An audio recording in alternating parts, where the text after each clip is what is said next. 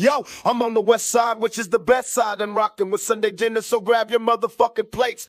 It's your boy Jay-Z. I need you to grab your place and get to the table. It's time for Sunday dinner, and dinner is served. It's time for the best podcast around. You really can't go on with Rob Vill and Syndrome, Miss Tate and Big Scurlock. I need you to grab your plates and get to the table. It's time for Sunday dinner.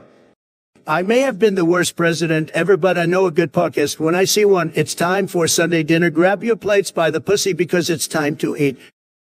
Yo, this your boy Will Smith. I need you to grab your plates and tune into Sunday dinner or I'll bitch slap your whole ass like I did Chris Rock.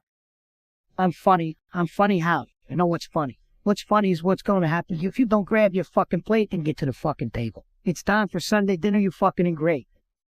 I'm not going to hold you or take up too much of your time. Drink Champs and all those other shows might be good, but they not Sunday dinner. Grab your place and get to the table for the best podcast in the world. It's time for Sunday dinner. Grab your plate and get to the table or I'll bite you fucking off.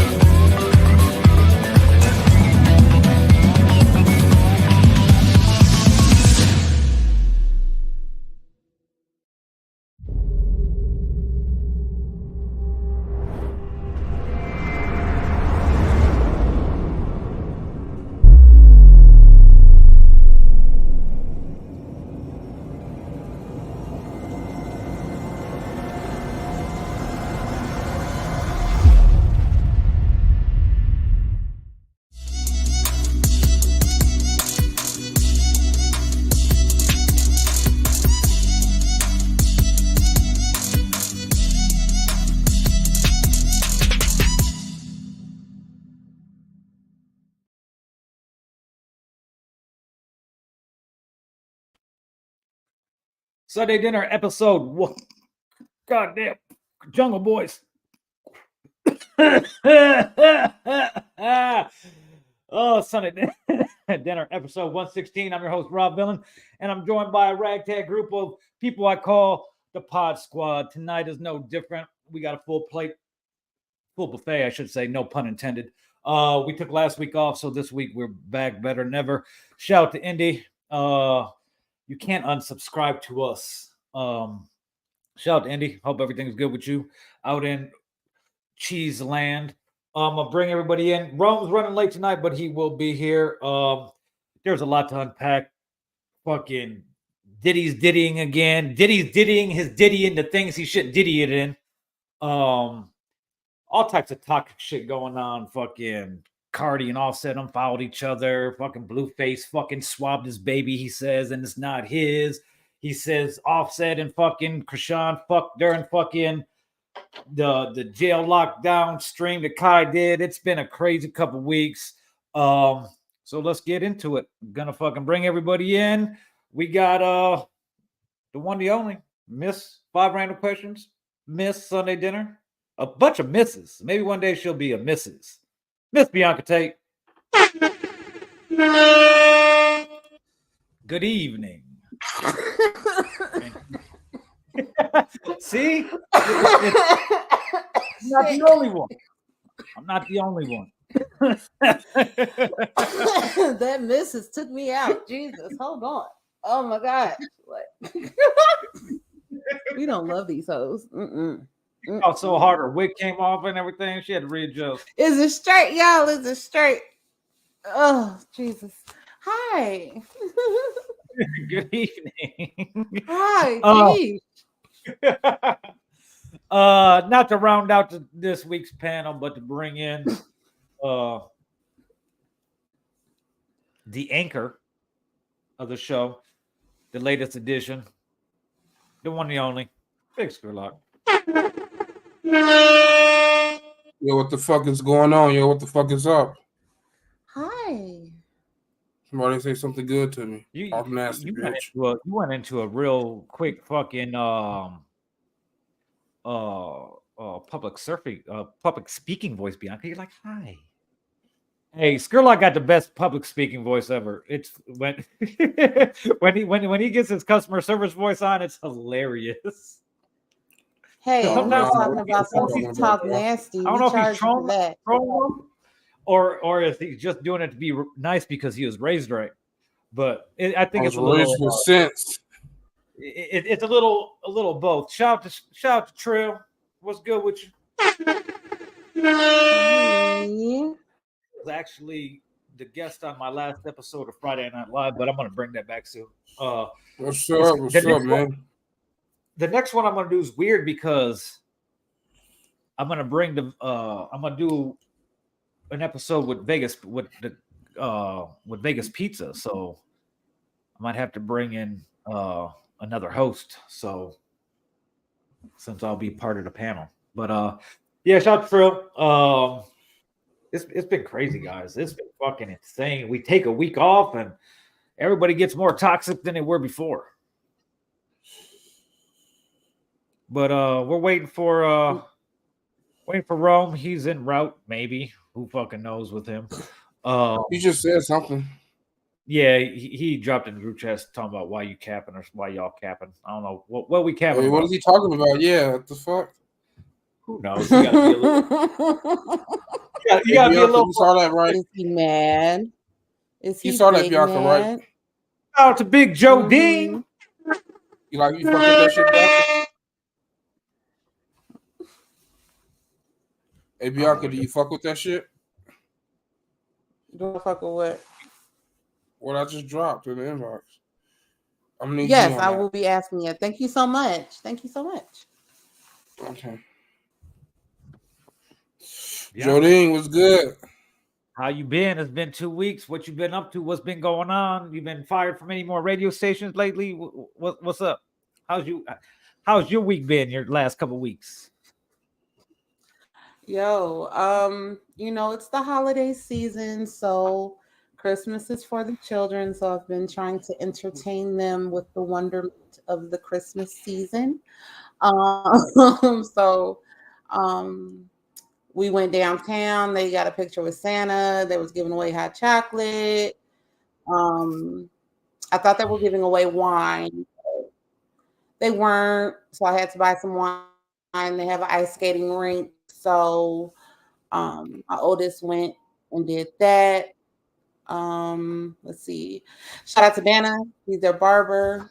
So they did that. They had an event at their school yesterday, like a pancake breakfast, canvas, cocoa, and cupcakes type deal. You see Santa play games, get candy, So we did that. Good news. I actually started a new job at the beginning of the year, so I'm excited about that. Okay.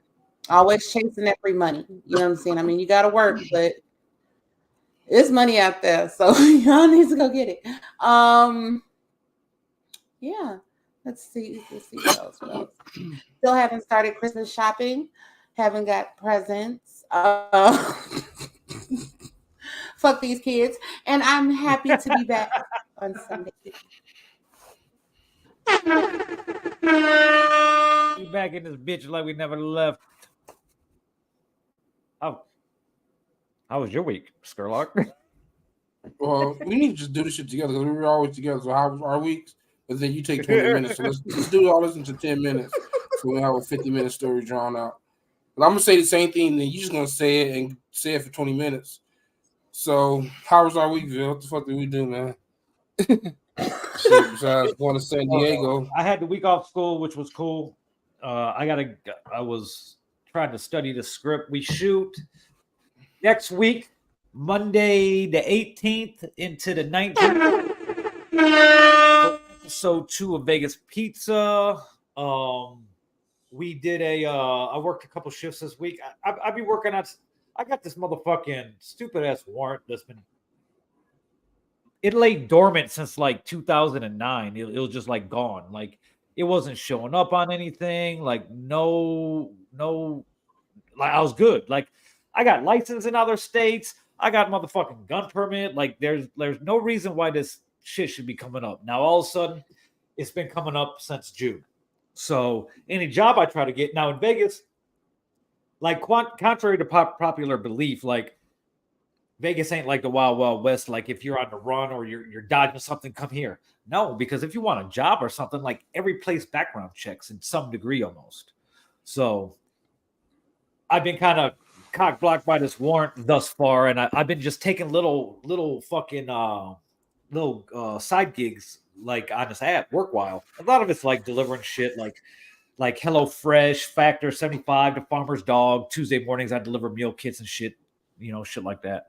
And then there's this World Pack warehouse. It's a big old auto parts warehouse, delivers it to Meineke, fucking whatever, any auto shop or whatever the case may be. So I got a couple of those this week, but like the app's been drying up. Like I could usually, up until this point, the past 2 months, I've been able to pay all my bills from this app.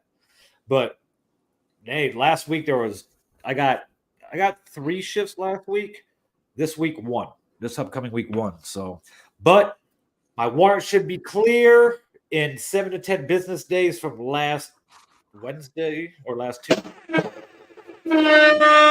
So wait for that before, and hopefully within the next, 7 to 10 days after this week, I should be working. It'll be a nice laid back. I already know what job I'm getting. The job's guaranteed. I just had to make sure my background was good. So I'm just gonna be sitting on my ass on midnight shift, getting paid and being able to do my fucking homework and shit like that. So I took care of that warrant shit. And these lawyers were trying to tax me. Like I probably talked to like 7 lawyers.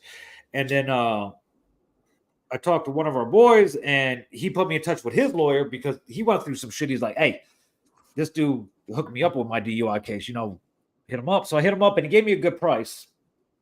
But I found a price better. Even though the payment terms are shorter, I thought it was going to be more money, but it's right around the same amount of money per month because it's going to cost me around $2,000 to take care of everything, So clearing the warrant's one thing. We still got to petition the court, get a trial date, and the judge is going to be shitty right off the bat because he's going to be like, this is a fucking shit from 2008. Like, what's going on? And I want to take it to trial. I really don't want to plea out because regardless, I'm going to walk away with a reckless driving charge. Even if we pleaded down or whatever case may be, but I'd rather take it to trial and take my luck on the officer not showing up. This was from 2008.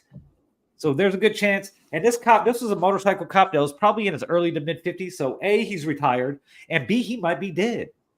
So I'm not getting shit dismissed, and there we go. Because if we pleaded down to reckless driving, you can use that professionally, and you go to school for that. You know what I'm saying? I think that's like you can defend yourself legally, But yeah, anybody can. But it's a lot better if you kind of know what to say or do. Right. Right. But yeah, it's just gonna be a lot of waiting and shit like that. And the lawyer's real aggressive and shit like that. So I'm fully confident in everything. Worst case scenario, reckless driving. Pleaded down to reckless driving. I have to take 2 classes, pay a $700 fine, and shit like that. So it is what it is. And then we took an emergency trip to San Diego for the day. Yeah. That was crazy. Real crazy. Yeah. Like I was up over 24 hours I was stressed out all week because the kid's birthday was yesterday. Happy birthday. Happy 17th birthday to the kid. Happy birthday, Alex. I've only missed like one of his birthdays. Okay. And this year was 2. And I was kind of down about it. I tried. There was no more shifts for me to grab. because why I got a new car and everything now. This car, it's not bad on. We learned that it's not bad on gas. It's been bad on gas because I've just been doing city driving. But it's not bad on gas, but I just didn't have, $200 to drive there and back and shit like that. So what we did is we had to take an emergency trip to San Diego. So I was able to spend some time with them.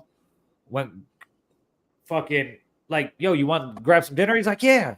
Like, what do you want? He's like, Wingstop. I'm like, what the fuck? Out of anything you could, out of all the stuff in San Diego, you pick Wingstop, which is whatever. That's what he wants. Cool. But I figured if he picked someplace that we could like sit down and eat, we could spend some more time together and shit like that. But it was good to see him. I got to see him. Was cool. Yeah. Mm-hmm. I didn't eat at that point because we had ate Jack in the Box like 2.5 hours earlier, and we even smoked, and I still didn't get hungry. So it was good. I got to spend some time with him. I got to spend some time with my dog. For everybody who knows me, I love my dog, but he's in California, and I get to see him when I go out there and shit like that. Like, I could take him if I wanted to, but my life's still not at the point where I could have a pet. That's a child. So it was good. It fucking. We had to fucking leave at 4 a.m. though. Yeah, we left 4 a.m. It was good for my heart. I really needed to shout out to Scurlock because it was his emergency trip that we had to go out there for, So it kind of worked out. It worked out perfectly. But we had to leave at 4 o'clock in the morning because we had to be there at a certain time. Well, we had to be there earlier than what we thought we had to be. So we're like, oh, we got to be here at this time. And we hit the highway, and it's good. We going good. And all of a sudden, about 15 minutes before the Nevada-California border, while we're still in Nevada, fucking traffic just stops. And when I say stop, like put it in park and we could get out and fucking sing Kumbaya with everybody else that got their cars in fucking park. Now, what had happened was, I don't know how it fucking happened. Semi-truck had to fucking hit the brakes, flips over, and the trailer and the cab is flipped over on the side, and it's laid sideways across all 3 lanes of traffic, blocking everything and even the shoulder. So we get there like right after it happens. It's literally like 100 yards in front of us. So we're waiting. Like we're like the cars that are stopped are the first people on the scene. There's no cops there. There's no ambulances. There's no tow trucks. There's nothing. There's just a flipped over motherfucking semi on the side blocking everything. And why I got the GPS up, our arrival time keeps on fucking climbing and climbing. Not to the point where gonna miss the shit, but to the point where we're stressing a little bit, And then like 15, 20 minutes into us waiting, he finds out that the appointment's a half hour later than what we thought. So we were able to breathe a little sigh of relief on the time part, but we were still just sitting there. We smoked a blunt. We were smoking a blunt as we stopped. And then we light another blunt and smoke another blunt. And at this point, people were getting out of the cars and trying to look. So I get out of the car, zoom in on my camera, and that's where I see that the fucking shit's laid out. So it was pretty fucking crazy. There was an ambulance there first, then a cop came, and another ambulance, another cop. Yeah, like we were only there, even though it seemed like a long time, we were there for about 47 minutes. And when the cop was driving up and down he started driving down the shoulder on his megaphone. He's like, hey, small vehicles only, go around the semi. He had us go around the semi that was flipped over, but we went down the gravel into the desert, back up around the truck, back up the gravel, back up onto the road. And from that point until the next 110 miles, there's nobody in front of us. The 15 was fucking dead. And if anybody, I ain't never seen that shit like that before. Yeah. If you ever driven from Vegas to LA or San Bernardino or San Diego or anywhere, if you driven to, California, period, to see that shit is crazy.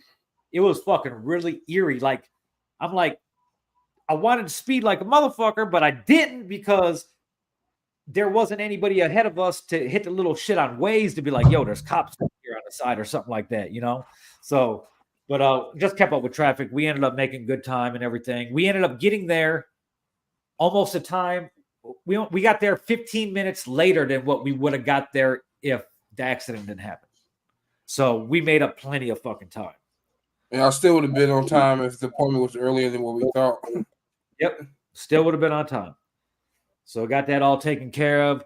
Spent the day in San Diego, fucking seen the fam.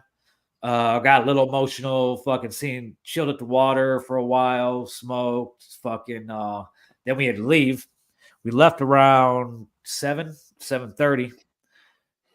Made good time coming back. But fucking Scurlock's fucking sleeping the whole time after the fucking blunt. And fucking I'm awake. I'm getting tired. But I got a 5-hour energy shot that didn't give me no 5 hours worth of energy at all. So I went to sleep because you start fucking playing rock guitar, garage band and shit. Hell yeah, I just started playing my fucking road trip playlist. Whoa. Fucking loud as fuck. It's all shit. This is the Roses and Guns and shit.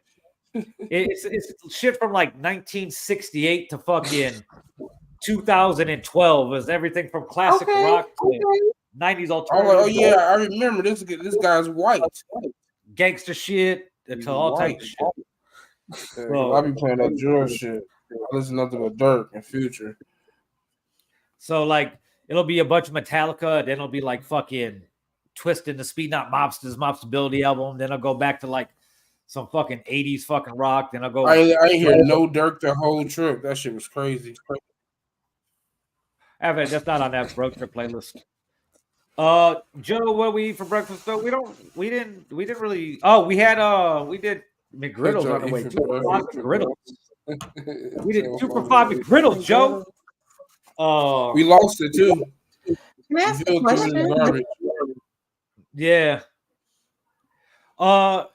Okay, so when y'all are driving, are there like little diners, or is this just like chain restaurants? Oh, it's chain. It's some diners. Peggy Sue. Yeah. It's a 50s diner. Yeah, 50s diner. You got Alien Beef Jerky. It's a gyro cafe. You got Mad Greek gyro. Yeah. You got a bunch of little shit. You got Eddie's World. They got fucking more just as much candy as Albanese. And low key, I think all the candy at Eddie's World is Albanese candy just repackaged. But yeah, all types of shit to do. But on the way back, like I was fighting. I was tired as fuck. But it was a good trip. We got back about 12:30. I couldn't. He said I was asleep. I was sleeping on and off. This nigga like to drive behind people and hit the brakes and shit. And scare you. That's time every time I waking up, I think we about to hit the car in front of us and shit, and it's over with. So I wasn't that sleep. Yeah, it was. He always be like, "I'm not that sleep," but he'd be snoring and shit. Shit, nigga, I snore when I'm awake. Wait. But by the time we got home and smoked and fucking relaxed and everything, I had been up for 24 hours. My fucking contacts hate my eyes hate me right now. My contacts don't want to be in. And I'm like, I'm going to sleep. So I go in the room and I go to sleep. And fucking, that nigga tailgating, bro. Hey, he be talking about tailgating like he don't be fucking flying fucking in and out of traffic. Like but I know how to do that shit with room. I don't never ride on nobody's ass. Hey, I don't ride on nobody's ass. There's nothing I can do. But it's by the time we got back and I went to sleep, I was like, man, I'm gonna sleep for like 10 hours. That did not happen. I slept for like 4.5 hours and I woke up. I was like, what the fuck? So Saturday was I had a wedding on Saturday. So I was trying to sleep as much as possible before I had to get ready to go to the wedding and shit. So shout out to Brian and Cassie. Brian's my boy. I've known him for a long time. He's also the creator and producer of Vegas Pizza, writer and shit like that. So went out, fucking Chapel of Flowers. He got married. Fucking then we went out to eat after that. There was like an hour and a half before from the end of the ceremony till we ate, till the reservations to go eat. And man, this Brian's best friend from like high school came with his wife, and his wife was a fucking drunk dumbass. Like they're getting divorced, and he tells us this like as we're fucking as we're like just in the midst of conversation. Oh yeah, we're getting divorced, you know, and they're all cordial and cool about the divorce and everything. And as she's drinking more and saying more stupid shit, we're like, yeah, we see why you're getting divorced, you know, type shit. And she got to the point where he fucking like, let's go outside and, you know, have a cigarette, and he just called Uber and left because and he came in and apologized to everybody. But she was like, while she was ignorant and fucking annoying, it was kind of funny, kind of trolling her, you know. So that was pretty cool. I had a couple drinks, got a little tipsy, and then fucking came home. Fucking did not do any homework that I should have been doing. This Joe, this so Joe. Drunk dumb ass, how she look? Hey, Joe, she looked like one of them white women that be giving up her tax check. They be giving what? They be giving up the tax checks. Oh man. So she a lick. Describe, please. But you know, a heavy set white woman that like to give her up a tax check to a young man, Black Dingo. They'd be like, I'm gonna flip this. You know, we got those black men that like the big white women. Andy.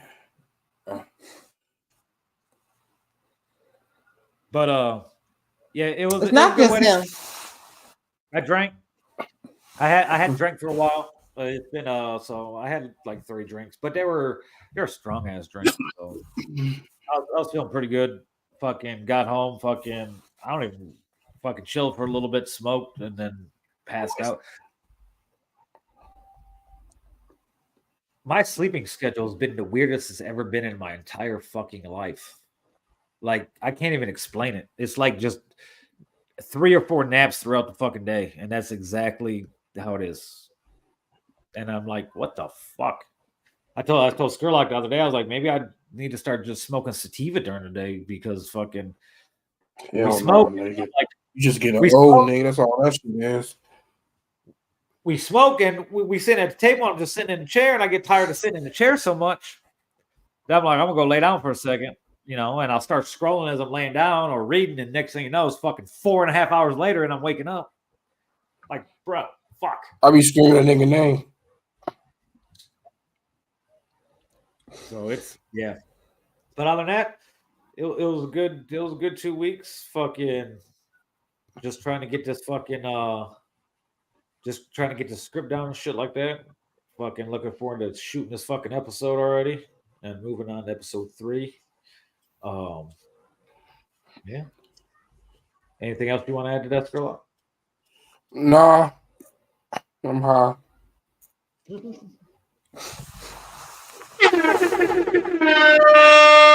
Is it not? What else is new though? This is Sunday Dinner, episode 116. Fuck Alabama. Yeah, yep, 116. All that good shit. Grab your plates. Yeah.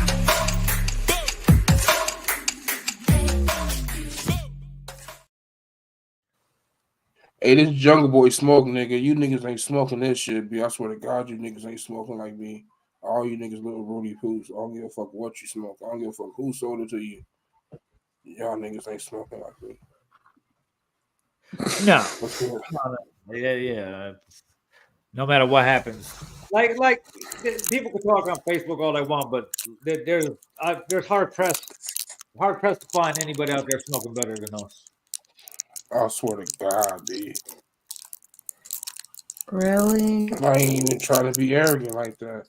But if I that Michigan weed, that oil weed. I know somebody who just went on field trip. We smoke weed so good that Joe on the other side of the apartment getting high as fuck when he was in town. Yeah.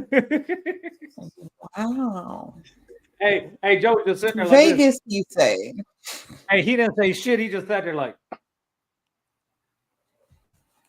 like Joe, you fried. He said that's a wild flex. Hey, It's not even a flex, nigga. It's a fucking lifestyle, B. You'll come out here and you'll see. It ain't a flex. It's a lifestyle. It's just how it is. I can't help it. It's just the position that I'm in. That's if you know better, you do better. And I do better, B. I sure do alcoholics better. that drink good liquor be the same way. So right, they be the same way. They be like, this Louis the 13th. Man, they gotta be playing with fire. Barrels. What you talking about? Straight up playing with fire, nigga. Apple Jam, Gelato 33, and fucking Private Reserve all mixed together. Smoking potent shit. You gotta put yourself in the right position. Good for you guys. And they got the Zod packs on Madison and Velasquez for the guys they do. And they got the packs on Madison. I ain't gonna lie. I don't know if you watched the game today, Joe, but the announcers had me cracking up on fucking on that last drive by fucking one of those last drives by the Lions. By Detroit. Yeah. On their 4th and long. And the announcer goes, they're 4th at Naperville. And I don't know, I don't know if it caught me off guard, but I just chuckled. And it was like 4th and 38, and he called it 4th and Naperville. Yeah, it was like 38 or 39 yards. And one of the reasons I laugh though, because you know how Chicago people be, they'll be like, "Where are you from?" Or Illinois people they'll be like, "Oh, I'm from Chicago," and the whole time they're from Naperville or Schaumburg or some shit like Blue that. Island.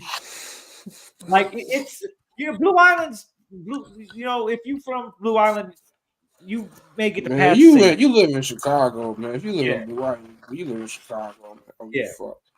So like, even Gary saying you from Chicago is better than saying if you from Naperville or Schaumburg saying you're from Chicago. What the fuck? Hey, Joe said the weed helped his eyesight.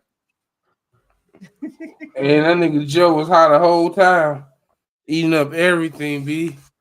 Everything. He had that secondhand smoke munchies, bro. He fried this motherfucker. I love getting people high.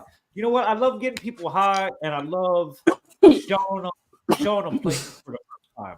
Like showing people like Vegas for the first time, showing people San Diego for the first time, shit like that.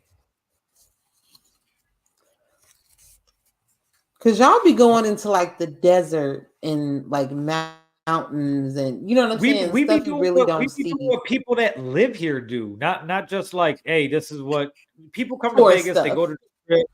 You come to Vegas, you go to the strip, and you don't leave the strip. You eat on the strip. You walk up and down the strip, you drink on the strip. Like a lot of tourists, they don't leave the strip unless they're staying at an off-strip property, which there's tons of that I would recommend. Well, not tons that I would recommend, but there's a few that I would recommend. But it's you come out here, and I'll give you that experience too. I'll give you the strip, I'll give you Fremont, and then I'll give you Red Rock, and then I'll give you some good restaurants, and G. Scott Babs 2 years ago. Shout out G. Scott Babs. A dude that lives in Bumfuck, Wisconsin says fuck Vegas. He's pure entertainment. I love it. He's pure entertainment. Wisconsin is fire. When they come out here and I show them, like, I give them like we spent a day together, and I gave them a whole tour guide experience, and we wrapped up the night with taking him to a setch, like the weed farmers market. We've talked about it on the show before when I was going to it regularly. Sounds like an awesome package. And we end the night with them at the View, shrooming their balls off. So it was good. And next thing you know, fucking Babs is like, hey, you need that. That's what you do. You need to start like a business. And shut the fuck up, bro. What he say? What did he say? I'm not even bringing it up, but yeah, he just took me all up. No, there's never gonna be no allegations like that ever. I make sure, like, I don't even try to holler at bitches. I let them holler at me because I don't want to be a part of no Me Too movement. If anything, I'm gonna be like, the bitch was grabbing my dick. So, fuck that shit. Anyway, speaking of Diddy, like I said at the top of the show, Diddy's been Diddying. Man, I've seen a lot of shit that kind of made me think about some shit. Everybody that's worked with Diddy's like, they've done lost everything. And like, how many? Jay-Z created billionaires. You know, he created Rihanna, Kanye. You know, I mean, not created, but opened the door for him, so to speak. But he didn't create Kanye, but yeah. Yeah, look at like Dre, fucking 50 Cent, shit like that. Everybody that Diddy ever signed either dead, went to prison, and died. Mary J. Blige did good. Yeah, but she wasn't signed to Bad Boy though. He was just fucking interning at motherfucking Uptown. Yeah. So, but fucking yeah, man, it made me think like he's really destructive as fuck.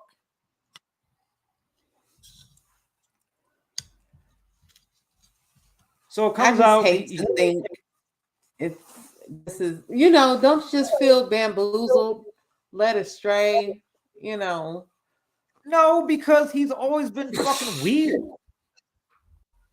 Like he's always been weird. Like when hasn't he been weird? Think about it.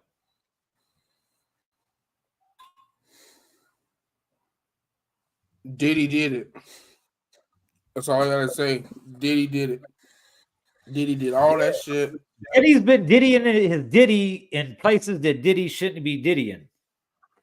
So that nigga just walk around here in Harlem shaking it up and down, Diddying it style. Having freak off session. Yes.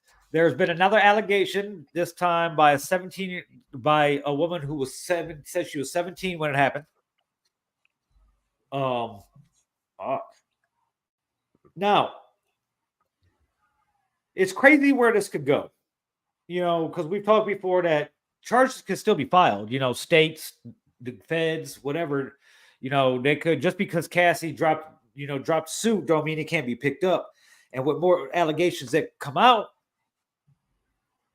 that's his problem, Joe. He shouldn't have been dancing at all. He should have been just chilling. All that dancing made him a target. Bruh, Diddy Bop, yeah. So it's the charges could be picked up, they could be filed in different situations. And now with this, it's man, I can't even imagine how stressed this dude is. So the 17-year-old, no, she's not 17 now. Anyway, so when she was 17, she was let's see where it goes. I'm looking for what happened with the 17-year-old. What really went down with that shit? He was really R. Kelly her? Yeah. Damn. We're about to find out. We're about to bring it up. 2003. Where's it at? Let's go with one of my favorite sites. Okay, let's see. Hold on. Let me bring this back here. Boom, boom, boom. Boom, boom, boom. Boom, boom, boom. Did he do it? Diddy did it. Who knows? Who knows if Diddy doing? Did it. Diddy. Come on. We've updated our terms. That's cool. Okay, he's been accused of raping a 17-year-old schoolgirl in forced sex assault claim. Now, this is supposedly took place in 2003. So it's back again. And of course, this woman, like all women do in situations like this, will, be like, why didn't she come out sooner, or whatever the case may be. Gang raping and sex trafficking. Damn. It's the fourth allegation of sexual assault made against the billionaire music mogul in the last 3 weeks. And this, of course, it comes after he settled the first suit with Cassie, for an undisclosed sum, but it's probably right around between $27 and $32 million. Now, he's been pretty quiet up until this allegation. Okay. He's not really said anything. We've seen a bunch of pictures of him sitting around pools and shit like that and fucking looking stressed the fuck out and shit like that. So after this allegation by this woman, he finally put up an Instagram post that said, enough is enough. You know, he said, for the last couple of weeks, I've sat silently and watched people try to assassinate my character, destroy my reputation and my legacy. Sickening allegations have been made against me by individuals looking for a quick payday.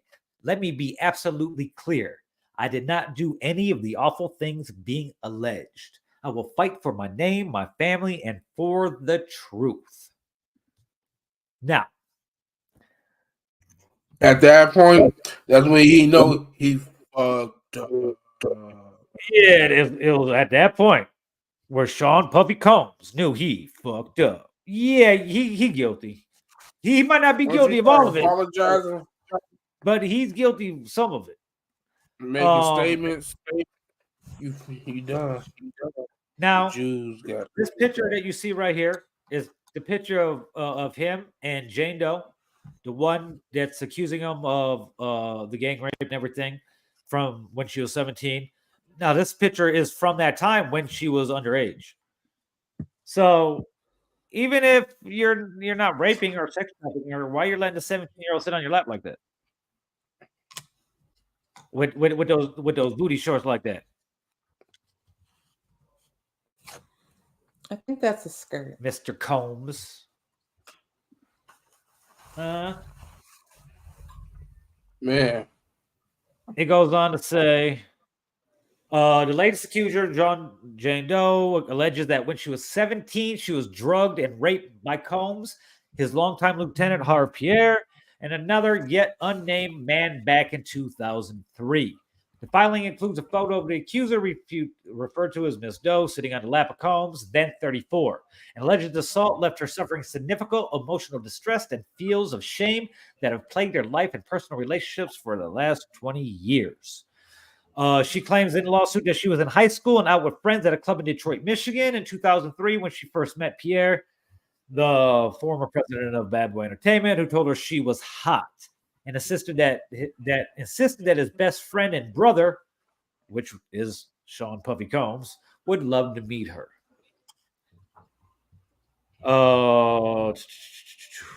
He basically sent a private jet for her, and damn.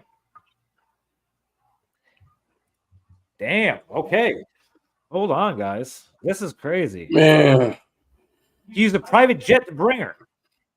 He called Combs and put her on the phone, and Puffy told her she should fly to New York City with Harve. She agreed to this, but alleged she was forced to give Pierre, who had been smoking crack cocaine at the time, damn, flight to fly to Teterboro, which is, and I can believe that. Yes. Upon landing, she was taken to Daddy's House recording studio owned by Combs and Bad Boy, where she was plied with drugs and alcohol by Combs, Pierre, and a third assailant who had flown with her and Harve.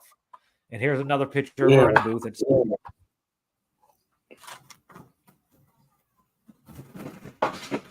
Filing reads, as the night wore on, the 17-year-old Miss Doe became more and more inebriated, eventually to the point where she could not possibly have consented to having sex with anyone, much less twice her age. It also claims that she was raped first in the bathroom at the studios by Combs, who removed her underwear and forced himself on her as she hung over a sink. While at the studio, Miss Doe was gang raped by Mr. Combs, the third assailant, and Mr. Pierre, in that order. While Mr. Combs was raping Miss Doe, he complained that he could not get off unless she pinched his nipples as hard as she could. Emotional damage. Filing alleges Mr. Combs then watched as the third assailant, who Miss Doe had not even realized had begun to have sex with her, raped her as she told him to stop. Then Harve came in. And he violently forced her to give him oral sex. And when he finished, he left her in the bathroom alone. She fell asleep in fetal position and lay on the floor as her vagina was in pain.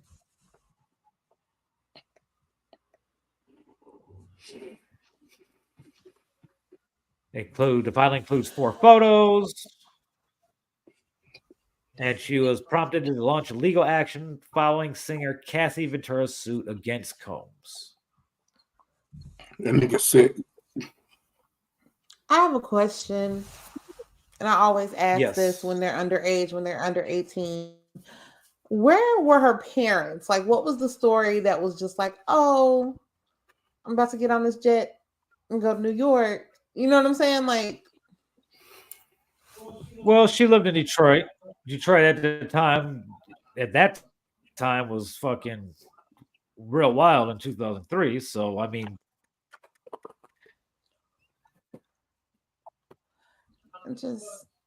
but I'll tell you what, when I was 23, when I was that age,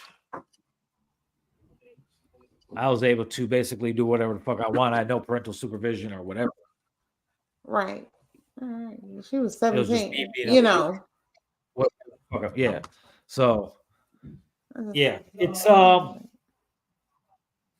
kind of crazy. It might not. You know what happened though? So the question is will these things like this go to trial, or will he settle out of court with all these? Because here's what happens if it goes to trial. They could sue him for $1, but the shit that comes out, you know, it can entice the jury to award them whatever the fuck the jury wants to. You know, that's where the punitive damages, you know, and shit like that come in. So he pissed off Kevin Lyles. Yeah, Kevin Lyles the Jew. He the main Jew. He the main Jew. He said he the main Jew. Y'all think I'm talking shit. Guess who's here? Syndrome. Boo. Boo. Diddy pissed off them Jews. Now they coming for him. Boo. What's up? Kevin Lyles. That's who turned Diddy out too. Originally. Yeah. What's going on? We were talking about Diddy. Probably Davis and Diddy. And his fourth accuser and yeah. No, I heard Kevin Lyles' name. No, Kevin. Clyde Davis. Oh. Yeah, so it's he's gonna start selling. Where's that sound feedback coming from?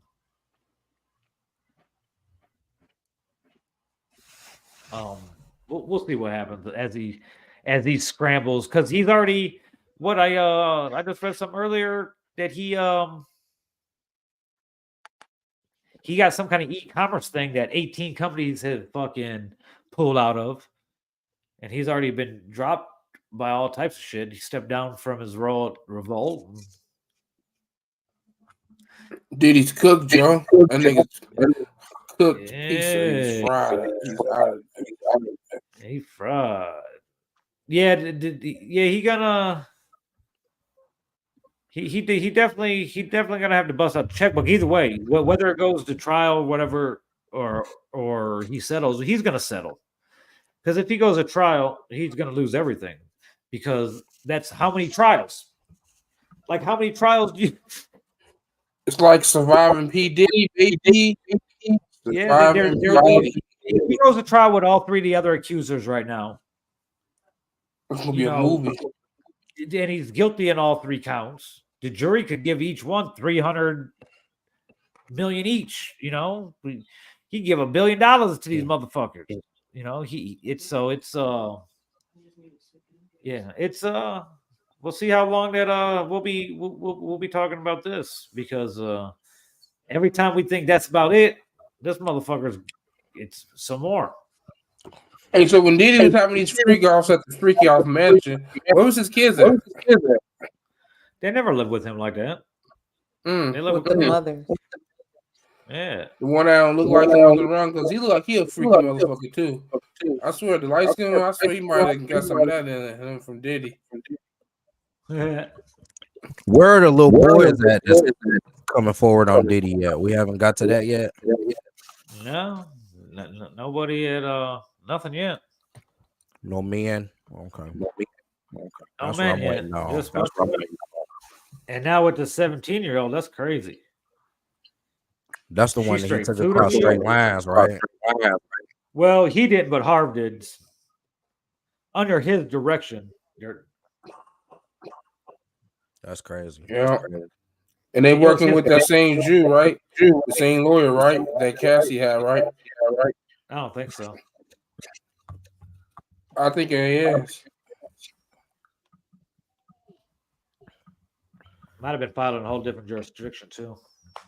Bianca, what do you have to say about sex trafficker Diddy?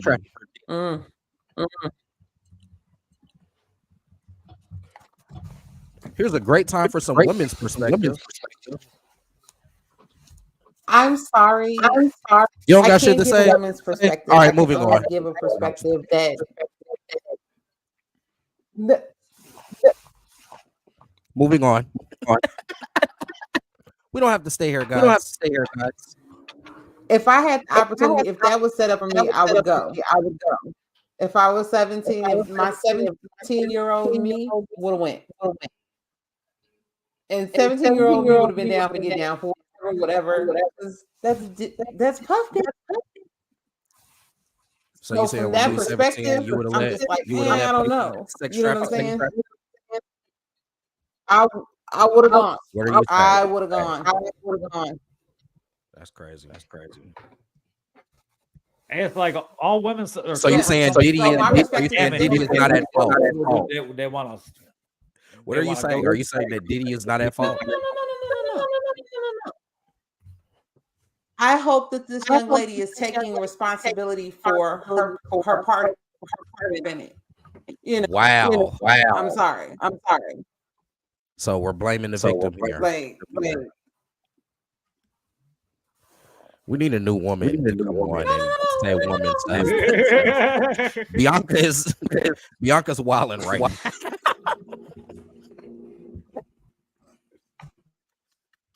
So Bianca's narrative pretty much is that it's the girl's fault. It's the girl's fault. She should have been smutting and Diddy bopping and shit. She was smutting. That's what Bianca said. She said if it Bianca was her, she would have been smutting too. That's crazy. Bianca pretty much said there was nothing like forced entry. Right. Nothing. He didn't force her to go anywhere. She went willingly. That's what you're saying. This is crazy. Yeah, we might need a new woman. Was she 17? Yeah. Was she like a runaway? Was she missing? No. Was she like a runaway? She wasn't reported missing. So they knew she was with Diddy? No. We can't really say like if her parents or whatever the case. That was my question. She could have lied. Oh, so she was lying. She's covering it up.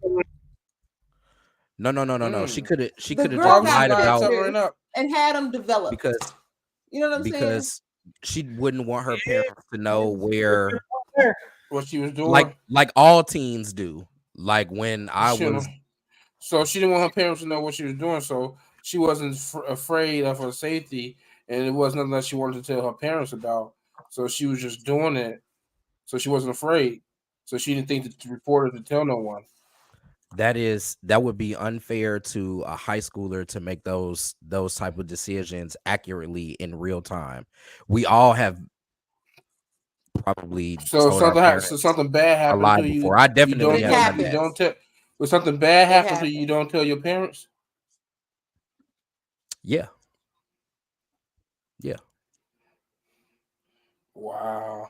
Why would you not tell your parents? Do you still want to be around that person? Because you're ashamed. No, because you're ashamed. You're ashamed. You're ashamed, bro. We really know. Why would you be ashamed? Goes. Were you ashamed because you allowed it to happen, or you're ashamed because it happened? Either one. Why did you allow it to happen? You would feel that you would feel that you allowed it to happen, even if it didn't. even if it wasn't that it was an allowing, it was forced, you would still feel like you allowed it to happen. I shouldn't have put myself. It's victim blaming themselves for something that happened to them. This is common, Yeah, guys. because you shouldn't have got on the plane. You know what I'm saying? This is common. This is common even with adults who have been Don't just sexually use it because assaulted. Cassie had a story too. What do you know? At this point, you feel like she's piggybacking? You feel like she's piggybacking?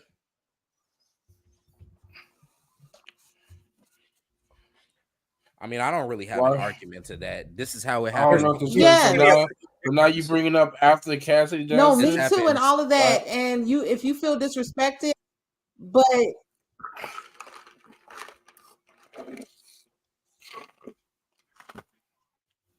people been coming forward on rape things all her life. She's been seeing other people come forward.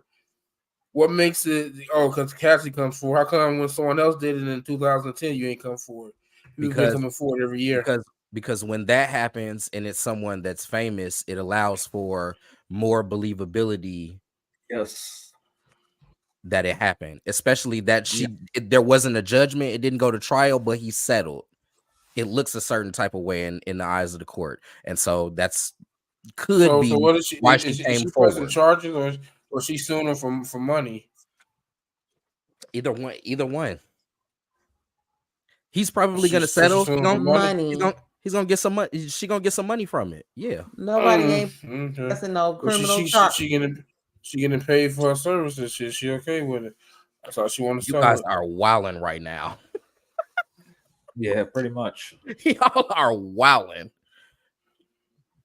Victim blaming is money. And ain't nobody victim blaming. Anybody victim blaming? It definitely did. I'm just coming off what you're saying. We're coming to the point where we're questioning the victim's decisions and not the person who perpetrated and actually broke the law. He is the one that is under investigation, not her. You said some things that was like quite interesting. What did I say? Like, oh, that's why she did it. The reason why she did it. Why she telling I don't know. I don't know why she did the shit. That comes out in court. I don't know. I'm saying there are certain truths about rape victims, sexual assault victims, that this happens in even normaler circumstances, not just with Diddy. Yeah, I was just wondering what she missing. Like, did people know she was with Diddy? Y'all are wilding right now. Y'all act like it ain't never been a 17-year-old that lied to their parents about going to the party and they got raped. Come on now, y'all. Don't do that. I don't know nothing about that. That's what I'm saying. You guys are wilding right now. And she had a camera that you needed to take to the Walgreens to develop the pictures. You know what I'm saying? So she was happy in that moment to be there. Now it went left and she wanted to say no, didn't say no. They didn't hear her. That happened. But she went there to have a good time. You know what I'm saying? And if she was 17 and say she could have had a good time, she could have easily said, I'm 17 and no. That doesn't mean that she's there to get sexually assaulted. But if she didn't get gang raped, if it was just Diddy, that doesn't mean that you went there to get the parents also consent ran through by a bunch of niggas. You know what I'm saying? Like, what are we talking about now, guys? When you hear an age of consent, what's the age of consent in New York? What's the age of consent in New York? Bro, it does not matter if it was against her will. It doesn't matter if she was 40 something. If she went there under a certain expectation and she got gang raped, that's illegal. You can't do that. So it was against her will. So they raped her. Yes, that's what they religious. It's like unbelievable. Y'all twisted it. Y'all twisting it. Who is twisting it? What are you talking? What's being twisted? That ain't what I'm saying. Okay. Y'all all right. We can move on. The age part. We can move on. Maybe that's the issue that I'm having. You can't sexually assault anyone. It doesn't matter what age they are. You cannot sexually assault or rape anyone. It doesn't matter how old Then they just say are. you a gang rape. Don't put the 17 part in there. That might have something to do with it. I don't know what the age of consent is in New York. Piece of information. Hey, Joe said if it happened in the 90s, that's a whole nother he was crime. selling pussy and smoking crack. Facts. The 90s was a different time, y'all. I gotta remember. Yeah, but it it also was doing in the 90s. She knew what she was doing in the 90s. They were just 10 years from taking Quaaludes. Come on. Yeah, but it didn't happen. Diddy probably had the lewds then. He probably had. He had the last vault of them. He had the vintage lewds. He had already gave him the Cassie. Oh man, that nigga had the good shit. You can sue civilly. Yes, you can. If you can sue civilly, if you waited that long, that's your prerogative. And if you had the proof, yeah, you can sue them. This fourth accuser, did they? Has anybody pressed criminal charges? Yeah. No. They're all civil. The statute of limitations is up. That's why it's civilly. Or criminal. No. So it's civil, and the burden of proof is less in a civil trial than with criminal. But that's why he has to settle, because with Yes. all these suits, the jury's automatically gonna, be think, like, okay, motherfucker, it's so many people coming at you. You probably did at least some of this shit. And the burden of proof is lower, and you don't want it to go to trial because you don't want things talked about that you may still be wanting to keep private. You don't want that talked about during trial. So he settles. Because during those trials, they call anybody as a witness. They call Aubrey O'Day. They call fucking Cassie. They call motherfucking Bosworth Bentley. They call anybody. Damn, anybody who's ever worked with him that may have had a disagreement and they know some shit, they're gonna find that shit out and call their ass, and they're gonna come up there and hell yeah, I seen that nigga doing all type of shit. He definitely had the moods and all that shit. He's still innocent until proven guilty, but when the circumstantial evidence looks like you're fucking guilty, you don't want to go to trial. Trust me. Diddy guilty. Diddy did all that shit. Exactly. Exactly. If she could sue him, the state can pick it up again, and also the feds can pick it up too. Yes. Because even in Cassie's thing, it was cross the state lines with certain and shit. they can pick that up. Yeah. Yes, they can still pick certain shit up. Man, the Cowboys fucking suck. I don't give a fuck what y'all saying though. Still, but yeah. Anyway. Yeah, I like personally, in my opinion, why he might have not did everything he's accused of. Diddy diddying with his Diddy when he shouldn't be diddying with the Diddy. Your ass dumb as hell. What? Why did I understand everything that you said? That's wild. Diddy or Diddy? Diddy was diddying. No, yeah. Diddy was diddying when he shouldn't have been diddying with some Diddy. So, and like I said, he knew this shit was gonna happen. That's why he hit everybody up with the new NDAs, because the other ones are about to expire in stages with everybody. So it's but the NDAs don't mean shit if you get subpoena. You get the NDAs out the window. Yeah. No. You get subpoena. You could argue certain parts of it could be ironclad. This ain't no presidential. This ain't no presidential pardon. I mean, ain't no presidential NDAs and shit like that. No. Yeah, man, but it's different in a civil and a criminal trial, though. Huh? It's different in a civil and a criminal trial. Oh well, I'm talking about criminal. Oh, I'm talking about criminal trial. Yeah. That's what they're gonna turn into down there. If it gets, that's the only way somebody gonna ask, get told to speak, is if it's a criminal. They're not gonna do that. So he's just gonna be on the hook for a bunch of fucking money, So you don't think he'll get no criminal charges? Nobody gonna pick nothing up. It all depends what kind of evidence there is. Like the evidence that we've seen so far is just circumstantial. It's while the more cases there are, it'll be easier to for the plaintiffs to win these cases. The more there are, it's harder to for a prosecutor to put money behind something like this. So they ain't about the Harvey Weinstein Diddy, huh? Well, let's see who else is going to come out. Right. I think that's where it probably ends up going. See, Harvey Weinstein had a lot of big names. Diddy ain't got a lot of big names like Harvey Weinstein, so you know. None of that. Well, Cassie was the biggest name, but Harvey Weinstein had like he did settle that. But this is still new. This is still only a month old. Harvey's. It took a year. I'm just you know, but we'll see who else comes out. If anybody else will come out, or what have you. But it's Fab was gonna come out next, nigga. What? As of right now, it's not looking good for him monetarily wise. Fab was gonna tell what happened at that party. So money wise, it's not looking good for him at all because Kevin Hart seen some shit too. There's 4 cases. Cassie settled. There's 3 more left. Kevin Hart went to one Diddy party and ain't returned yet, nigga.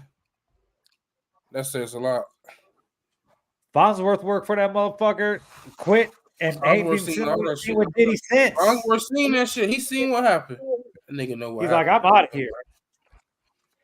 That motherfucker, he picked up his umbrella, spun that bitch around, and walked right out the door. What's crazy though is that he popped in about 3-4 of them videos before. Nigga can't never deny that he was. Hell yeah, nigga, your ass was in them videos. We saw you, nigga. Farnsworth Billy, he wasn't around when they did Making the Band, right? He was going by then. Nah, he was still. Yes, he was. He was still fucking with him because he was on Making the Band.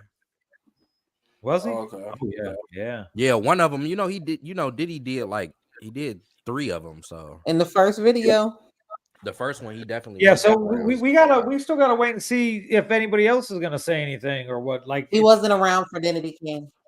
Yeah, it's okay. We know Aubrey ain't signing no NDA. She already says so. So if she gets subpoenaed, like the key to any of this is if any of these things go to trial. So if that's why it's in his best bet. If I'm his lawyer, that's what I'm telling him. We need to take a meeting and we need to give them whatever they want because if we go to trial, they're gonna fucking subpoena everybody to get to the witness stand. Everybody. They think that fucking has some kind of knowledge of shit of what went on or what went on, you know. What Jim Carrey saying in Liar Liar? Settle. Yeah,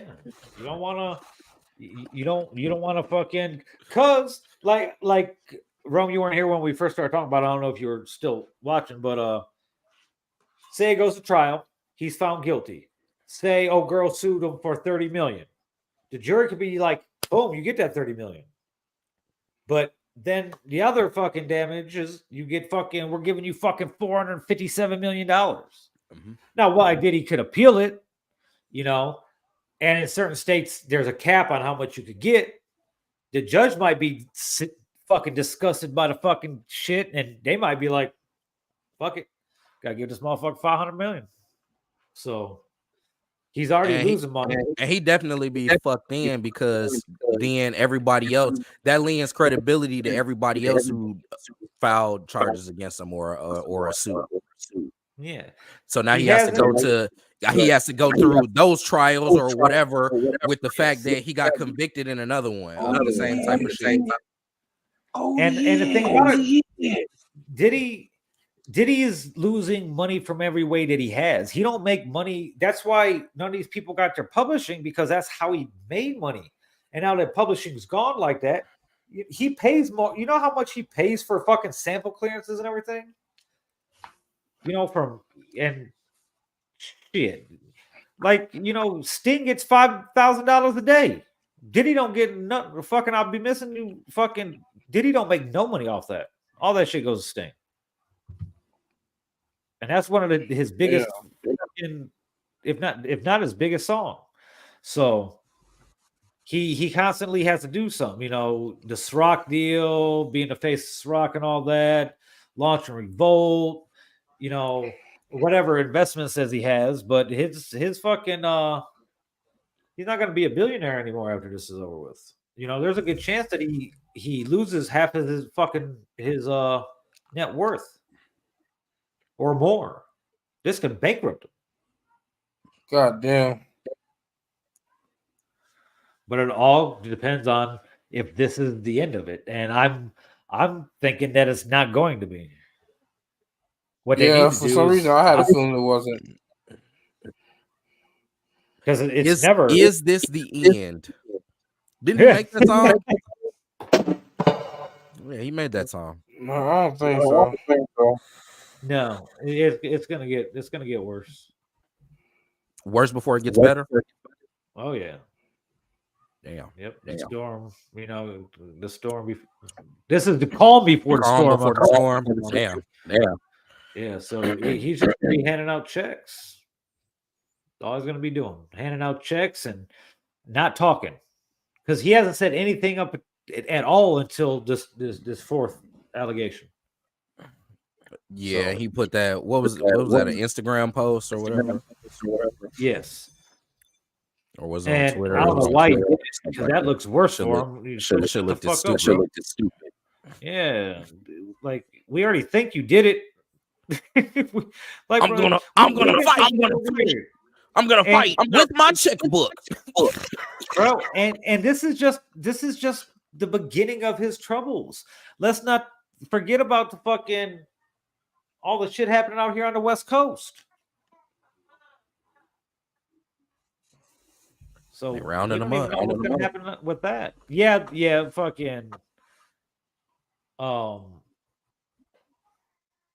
Dude's going away, but we don't know if they're gonna pick up charges. It all. What's he gonna do? It's he's locked up, but there's no trial. There has been no trial, so he's gonna cop a plea deal. He's gonna want to cop a plea. Yeah, he's gonna do time. He's not gonna not get out unless he got some crazy information. Which, from what the Diddy gonna get him whacked. Gonna get him whacked. I don't know right now. Diddy need to not do anything, because the way it's going, everything Diddy does comes to light. So yeah, that's true. That nigga what they lasted for as long as the NDAs lasted. As soon as the NDA was up, everybody was trying to tell on that nigga. Man. So check this shit out. Say the worst of the worst happens, right? Say the worst of the worst happens. Say that he pays out money. You know, he paid Cassie $30 million. So he pays these other three ladies $30 million. Say that's $100 million. He gives these people $100 million. He's out $100 million. But the shit on the West Coast gained steam, right? Mm-hmm. Say he fucking part of Keffy D's fucking plea deal is giving up all the information on Diddy. And it's widely believed that fucking there is enough information, because there's enough information to fucking I don't know why this motherfucker fucking kept so much shit. That nigga kept bullet casings, fucking had but if on that shit. If there's any type of money transaction that could have been fucking, that could be traced or anything, any other people that could corroborate it, then you're looking at 2 murders on Diddy. Because he's going to get charged with, it'll be like an involuntary manslaughter charge probably that he could get charged with the Biggie shit, with Biggie getting killed because, you know, the shit that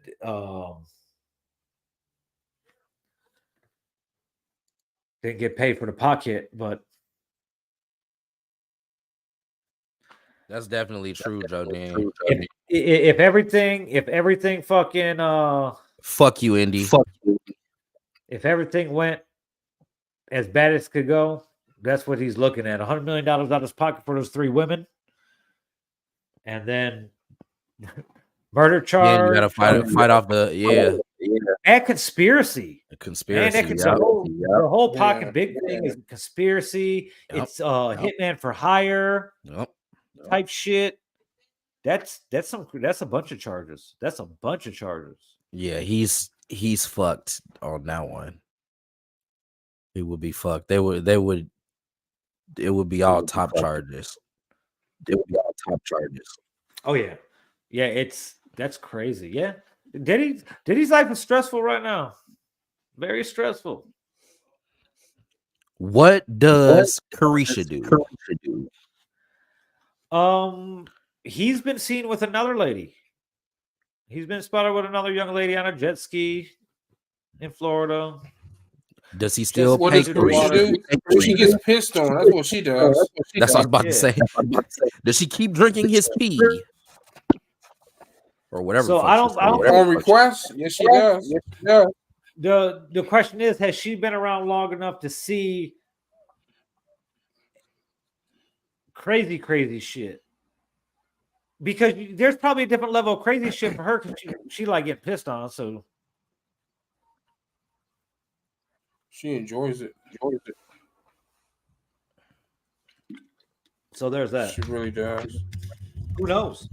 I haven't really. She hasn't really said anything. Chill before I release those photos, Indy. Oh shit! Damn. Fuck, that's a fuck. Let me see them first. Any photos? Chill. Why is it Wisconsin? No, but yeah, that's Bionca fucking creep. You a creep, dude. What the fuck, man? You don't even know what I got on the photos. You send them to me first. Send them to me first. If I was 17, I would have been fucking Diddy. If I was 17, hell yeah, I'm going on the jet. Across state lines. Hey, your ass, the motherfucker, you would have been an accessory to your own crime. That's crazy. That's crazy. So when about 10 years from now, that's when Drake shit gonna start coming out, huh? 15 years. They already starting on him. Man, and I will cry. Him. It's been well documented at this point. Drake and his grooming habits. Yeah. Go look it up on the internet. It's definitely multiple articles that I've read. Oh yeah, and it's been like this for some years now. And these young women themselves will be all in interviews, be like, "Oh, I text Drake texts me 12, 13." Especially old girl from Stranger Things. He was texting her when she was started texting her when she was like 13, 14 years old. Yes. And the parents said what? Well documented. What the fuck are they going to say? Their kid is already famous and she texts Drake. Look, parents don't know what the fuck their kids are doing. Right? Like, let me just tell you, bro, that. Like, my parents, they were very active in my life. Well, as much as any other parent would be, they didn't know what the fuck I had going on. I had some bullshit going on, man. But your shit ain't compared to this child who is a celebrity who I guess, has a lot of things going on and talking to another celebrity that's older. The parents must have okayed it, right? Why do you think this? That's all. I'm sorry. The parents have to okay it. No, they don't. There's workarounds for everything. Man, listen. You guys are wilding right now. Y'all don't remember being 12, 13 and doing some shit that your parents had no idea about? I wasn't texting a celebrity. No, I wasn't doing everything at my parents. You weren't texting a celebrity, but you're also not a celebrity. Correct. Because celebrities are regular people to each other. Okay. But in the case of that 17-year-old girl who went on that jet, she wasn't a celebrity person. Man, listen here. You know what I'm saying? Like, if Halle Berry had me eating her pussy and I was 13 years old, I'd be eating Halle Berry pussy, and I would never tell nobody. And I would still be eating Halle Berry pussy to this day. Until you got to a point where she's rich and you was hurting and you could take it to trial and at least get it settled. Oh no, definitely telling on Halle Berry. After eating Halle Berry pussy, I'm getting paid. She gonna pay me for it. I'm her best friend. Oh man, bro, she is not this ain't paying no abuse. Man, listen here, I'm getting what I can get. Wrong. Why you a hater, nigga? You don't know. I'm just saying she's not gonna pay you because she could get anybody to eat her pussy. Okay. My lifestyle, I'll be her man. What the fuck you mean? I'll be her little freak out. She buy me what I want. I want some shoes. She buy me this. She take care of me. My life is sweet, nigga. I ain't complaining about shit. They compensate you. They don't treat you like a rag doll. You gotta look good if you're around them. Shit, fuck you mean? Is that what I gotta do now? Is that what people select? You know, what we gotta do? Man, I'm willing. If I had a private jet, I probably would do some wild shit on there too, though. Now that I think about it, Madonna, Cher, J-Lo. If any of y'all watching this, I'm still willing. They're not. I love our show. They are not. Wrong. Stop this shit, nigga. Hey, J-Lo. Stop the cap. Cher. They're not. That would be awesome if they did, but man, why you gotta shit on a nigga dream, nigga? You a fucking dream killer? Damn, I am a dream killer. Yeah, I'm You're killing your dream, dog. That shit right is. Now. Come on, man. That shit is over, bruh. It is over. It's all good. Mute this nigga, y'all. That shit is over. I'm finna mute this nigga. So I ain't gotta hear this shit. I'm trying to eat, I've been eating Halle Berry pussy since 13. It's crazy. I've been eating Halle Berry pussy since she said, since Halle Berry said, "Give it to me." Hey, what movie was that? Do the math on that. Like, what era of Halle Berry would that be? No, the correct line was "Make me feel good" from Monsters Ball. Yeah, maybe freaky ass Bionca. You definitely know the damn line, huh? How many times you rewinded that scene? How many times you seen that shit? When you was a kid. Tell the truth. I definitely rewinded the hell out that shit. Facts. I ain't even gonna stud to when that came out. You was a kid. You wasn't? You was a teenager. I was a kid. I was a kid.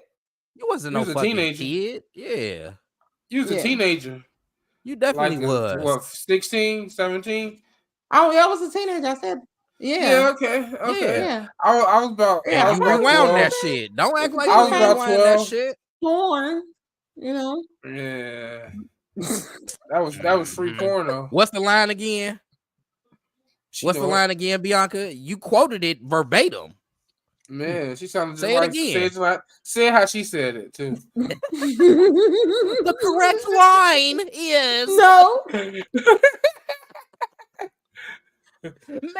Make me feel good. That's what she said. Make me feel good. And he hit it from that was my shit though. I ain't gonna lie. And then they laid down together. What we don't realize is you don't remember that shit. You got the storyboard up somewhere. That shit is crazy. You hit it from and the then back. he was in that movie. You say what? He was in jail.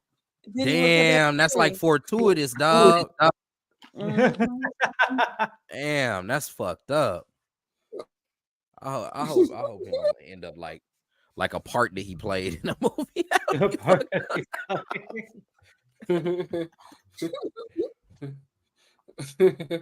You crazy, man. What is Diddy's legacy once this they gonna take his star off of the Hollywood Walk of Fame? Damn, Diddy. Do you think so? Okay, so are people end up like Cosby? Are people more likely to well, okay, so Cosby is starting to make a rebound. They put him back on somewhere, didn't he? Yeah, because he got out of jail. He's gonna die anyway soon. Right, and he's like really old. But like he looked like I feel like His I eyes feel like look all white like he did and shit. Like so in the case of R. Kelly, Don't say that shit, nigga. No. Hear me out. what? Hear me Listen, out, what- man. what- Jesus.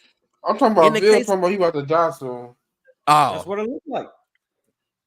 in the case of R. Kelly, though, I feel like there's still a segment of the fandom that is always gonna remember him for the music and what that meant to their lives, as opposed to his downfall. You know what I'm saying? So, do we think that Diddy is granted those same types of things, or is it gonna be like, yeah, we knew this nigga was a fucking creep the whole time?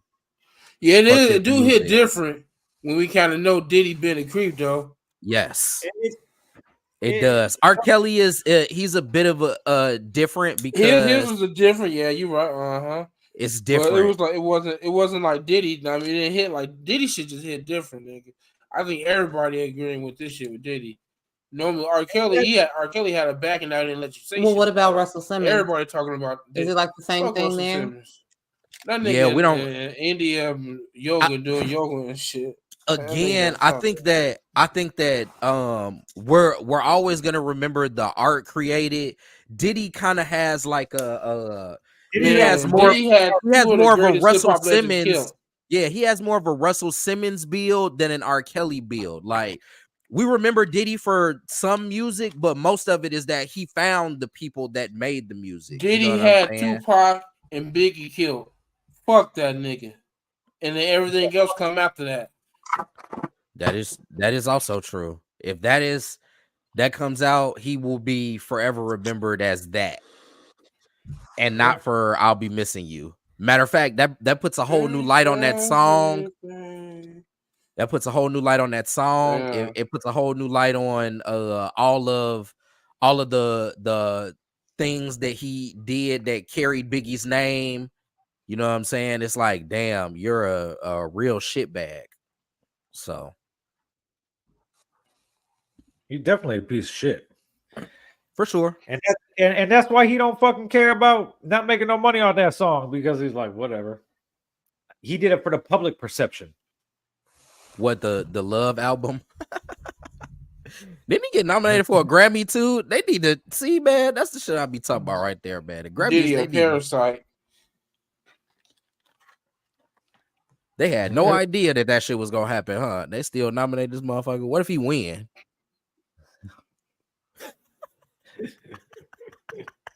He probably won't. I forgot who he's nominated with, but probably Nah, he's not gonna win. He in the category with Coco and some other people that dropped some fire.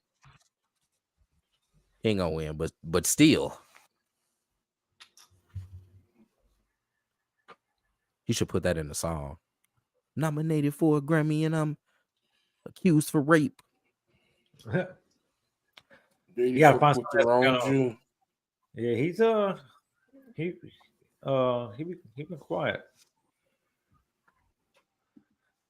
He just sulking away in Miami. Miami. I want to go to Miami. You want to go to Miami? Sure. Oh wait, you weren't talking to me. Let's go to Miami, guys. Live pod from Miami. I've definitely done White Devils live from Miami. That was 2 years ago. Actually, I'm broke as fuck right now. Barely go down the street. Ain't it? Shit. I can't even go down my stairs. All right, enough on Diddy. What else we gonna talk about, guys? What are you guys saying in the fucking group chat? I was talking about don't say. Don't say. That might not be consumable.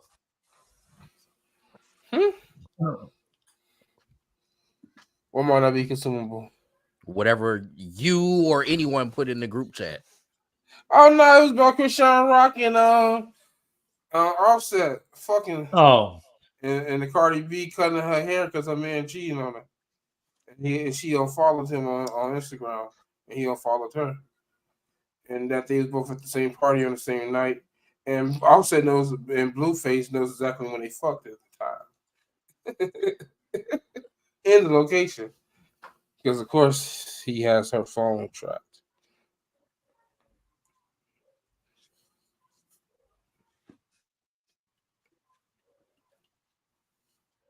And there goes silence. Damn. Oh, I'm sorry. I'm listening. That shit's petty. You think so? That shit petty. Why Cardi B cut her hair though? Every time black women cut her hair, that means she got cheated on.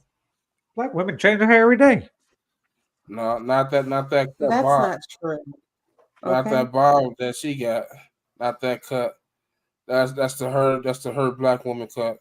That's the she did that at 2:00 in the she did that at 2:00 in the mirror in the morning in the bathroom mirror.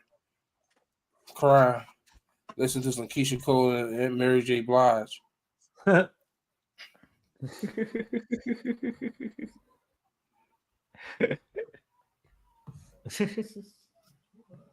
bitch just listen to Keisha Cole and Mary J. Blige, you better get away because you did something, buddy.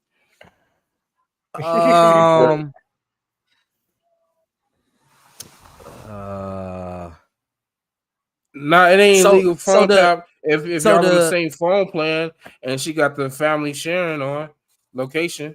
Yep. That ain't illegal at all. So they're just both at the same party and it's just assumed that they were fucking, or like Blueface. I mean, okay. So put it this way, they left the party and she went back to his house.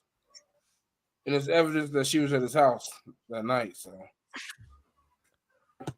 again, what does that mean? Right. What does it mean? Does Blueface have evidence of her saying, "Yeah, I like sucking your dick that night on the"?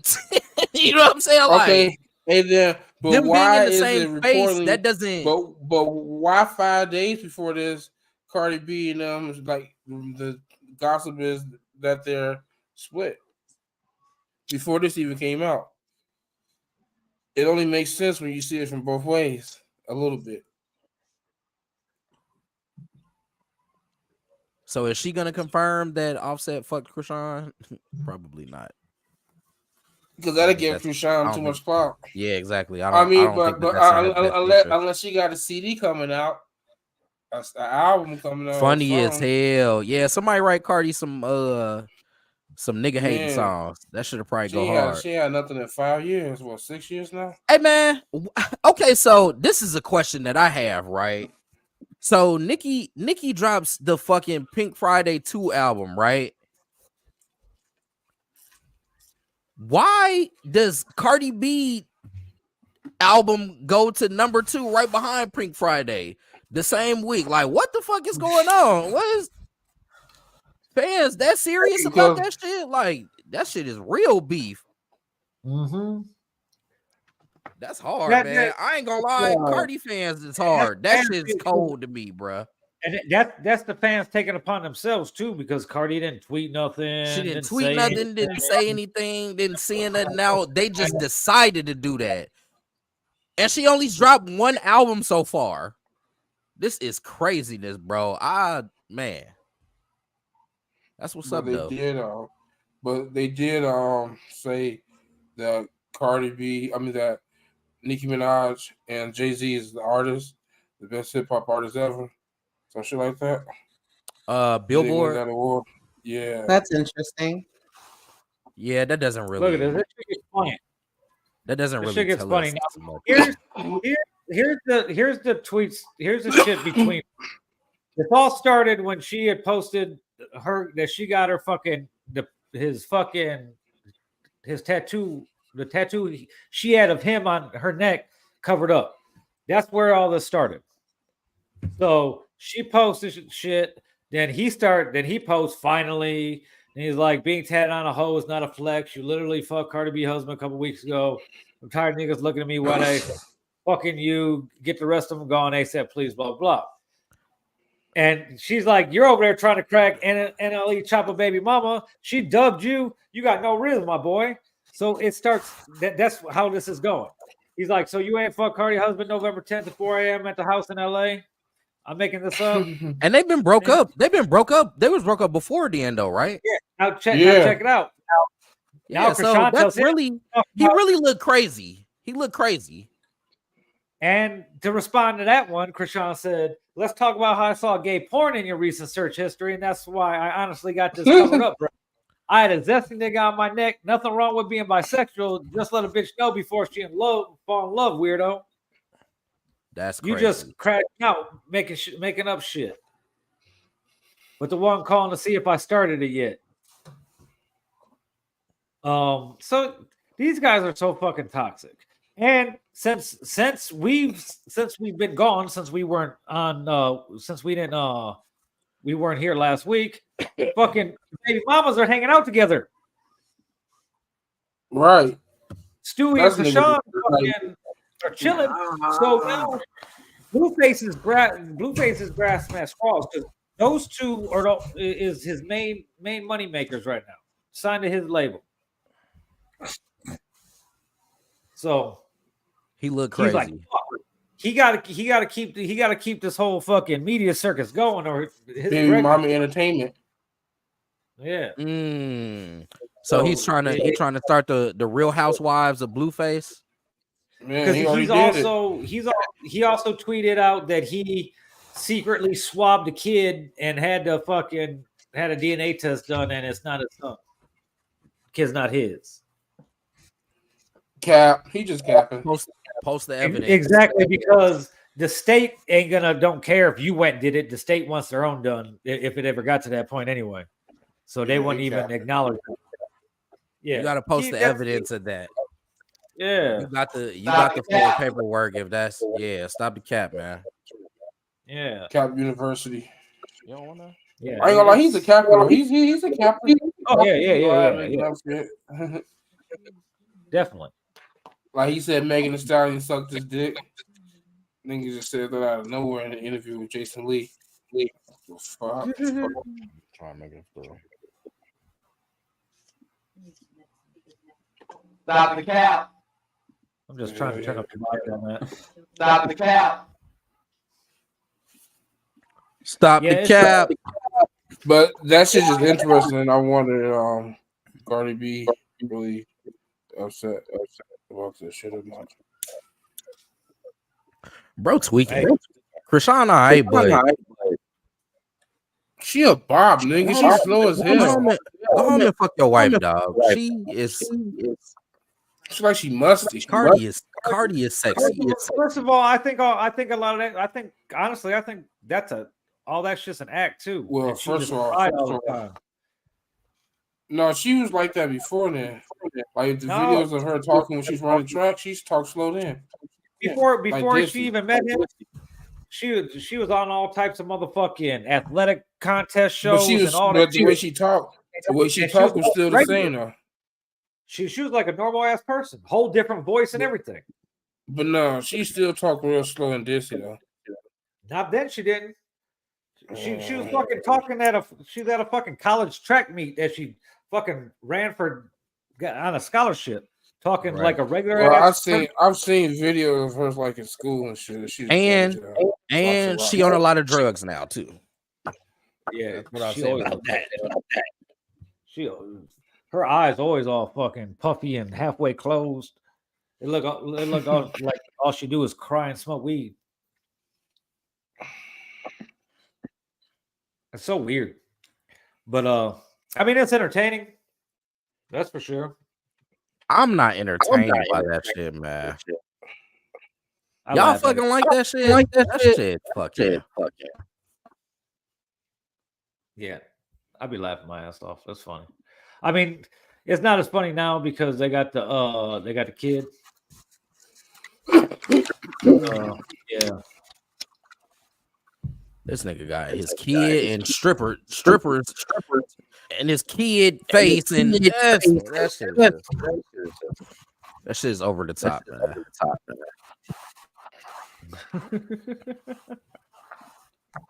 I'd rather watch Oh, Jocelyn's shit. Cabaret.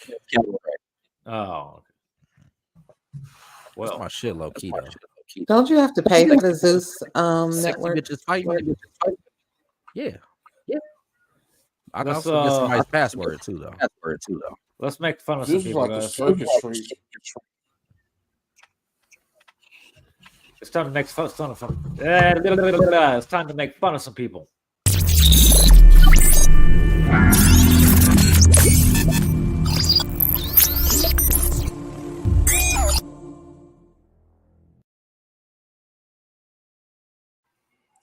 This is goddamn. Name That Charge, where we try to guess Nathaniel. what motherfuckers did to get arrested before. Nathaniel? He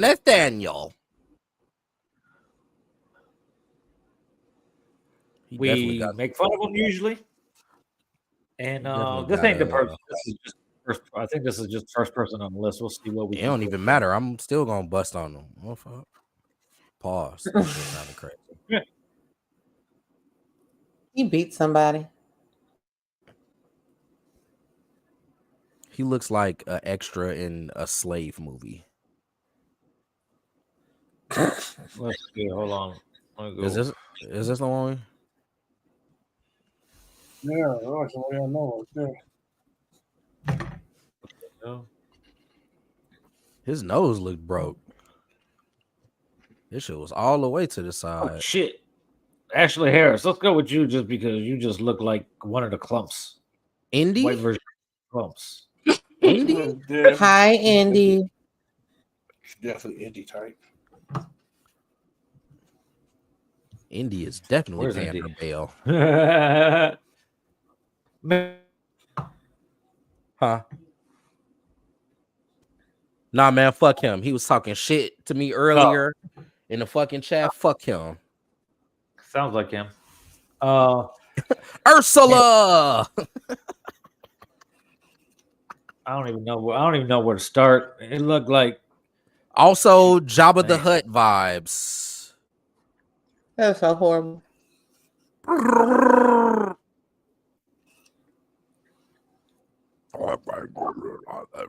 What the fuck is going on, man?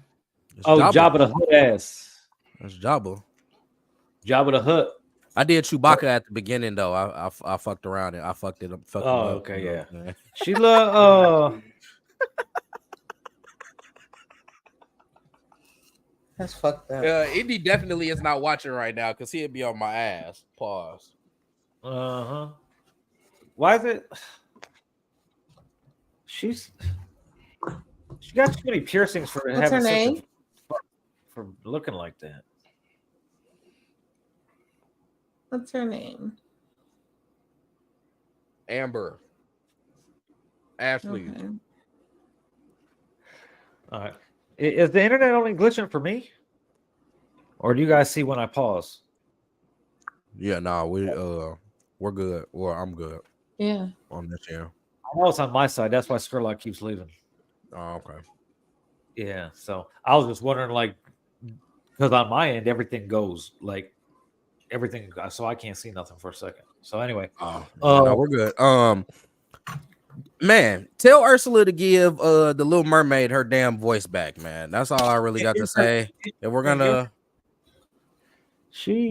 Why did I pick this big girl for? Why? She's definitely a big girl. Oh yeah. Like, I don't even know where to begin. She looked like she tall too. Good for her. She beat somebody's ass. Trunchbull. You think so? I think they got in a fight because she wanted the last fucking Ho ho. Cupcake. the Cheddar Bay biscuit. Dang, she can't even fight over meat. It's got to She be a stole snack turkey. cake. She stole turkey. Gobble Dang, DA. gobble. She's still hiding it in her throat. Like a fucking pelican.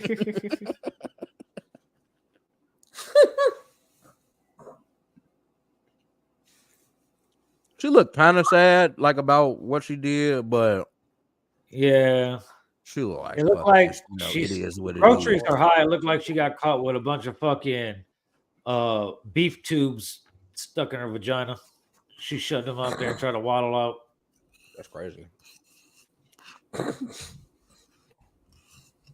Beef tubes in the cat is wild. What you think she did, Scurlock? I don't even know if my shit keep going out. I hope I can say it before it go out. I don't know. DUI. I don't even know. Bro? OWI.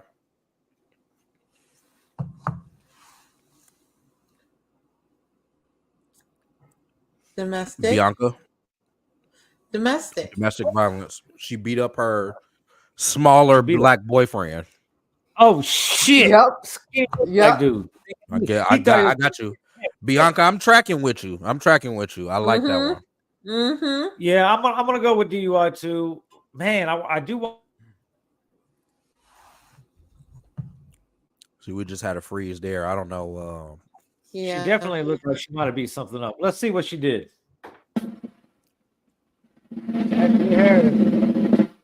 Possession of cocaine or narcotic drug. Damn, that makes sense. It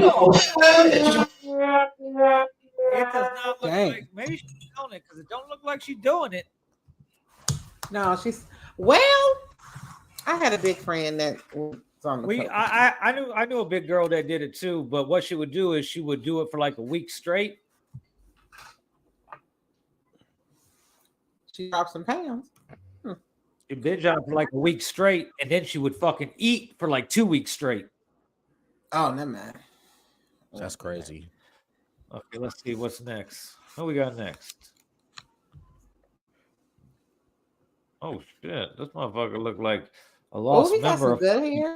Look at Ab Soul. What the fuck? What the hell? He got some pretty hair. What the fuck? Definitely look like he raps in metaphors. He looked like he from Bone Thugs and Harmony, the next generation. He got a lot of motherfucking face tattoos. He killed a lot of people, man. And the neck, baby brother. And the neck tattoo. Should we talk about him? He got a lot of teardrops. Yeah, no, I'm actually kind of straight on that. He got some pretty hair. Bionca, we heard you the first 3 times that you said that shit. Jesus fucking Christ.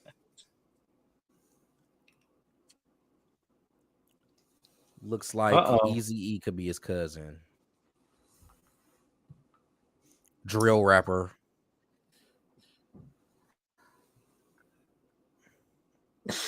Oh shit. Oh shit. Richard Ramirez? Oh. Look at Prince. Ooh. Look at White Prince. 19 from Calumet City. That's oh nice man, I know he be pulling hoes. I know this motherfucker. Yup. Meeting them at the River Oaks. Yup. Right? Oh, God. This guy puffy ass hair. This guy looks very, very disgruntled. He looked like he got pissed off because he got caught getting his dick sucked somewhere. Like, man, I was getting some good ass head. They done arrested me. This is some bullshit. God damn it! I was just enjoying my night. What the fuck did I do to you? Are we gonna rock with him? Gonna do what? Are we gonna rock with him? Are we gonna guess? Yeah. That's it. Okay. So I'm gonna go ahead and say possession. I'm not really sure. I want to say cocaine, but I'm not really sure. But possession of a drug might be one of the legend drugs. He might have some pills or something, but he was hiding in his this hair. motherfucker definitely possession. He probably dealed the drugs. Ain't it? He looked mad though. He looked really mad. What's his name again? Jonathan. Jonathan. Yeah. He don't look happy, that's for sure. He looked like he could be a skateboarder or be in a rock band, or he looked like he's a graffiti artist. Yeah. Or he like he's really good at riding like motocross bikes or something, like just off the wall. Like this shit is bad crazy, bro. What you thinking? I'm gonna say this is assault with a deadly weapon. I think he got caught with a knife. Okay. She's getting very stab somebody. Yeah. That's crazy. I'm gonna go with too. I want to go with assault and battery, blade in his mouth. I also want to go with possession. I'll go with possession. See what it did. Jonathan, what did it do? Resisting law enforcement, defendant uses a vehicle. So I was close. Did he use it? He resisted? You were not close. You said a knife. He said he used a car. He used a vehicle. Yeah, but that shit is wild. This motherfucker. He just got resisting. He didn't get no assault or anything on an officer. So they always report the highest fucking charge. So I don't think I think he just maybe took off. Yeah, maybe he got back in the car and tried to run or something. Maybe Jeez. You know what? Fuck this. Y'all only doing this because I'm black. Well, half black.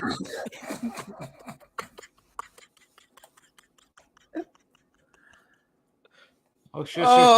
Shit! She's crying. Man. Jenna, why are you crying? Hi, Andy.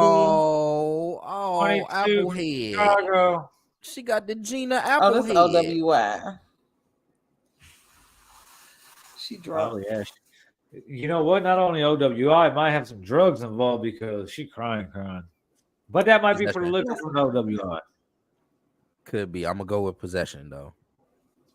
Why does it look like she was flattened on the ground and just picked her up? Cause her head is wide, boy. She got the She got a Gina I don't head. know what. Yeah, motherfucking bell pepper head ass girl. That shit crazy. Oh, big toe. Bad Why you look like that? It's definitely the apple head. Yeah, she got the Gina from Martin head. Right. That's what she got. Her lips though. That shit look like she got it look like she got Botox. Yeah. Ain't no white woman lips like that. And a plumper? Hell no. Look at her fucking lips, Bionca. Yeah. That shit don't even look like even either. That's like they put too much on one side. Why is all this lashes? She got a DUI because she hit somebody because she couldn't see through lashes. Oh God. But she does look like she talks to the brothers. That's exactly what happened. You think so? What's her name? Mary Sue?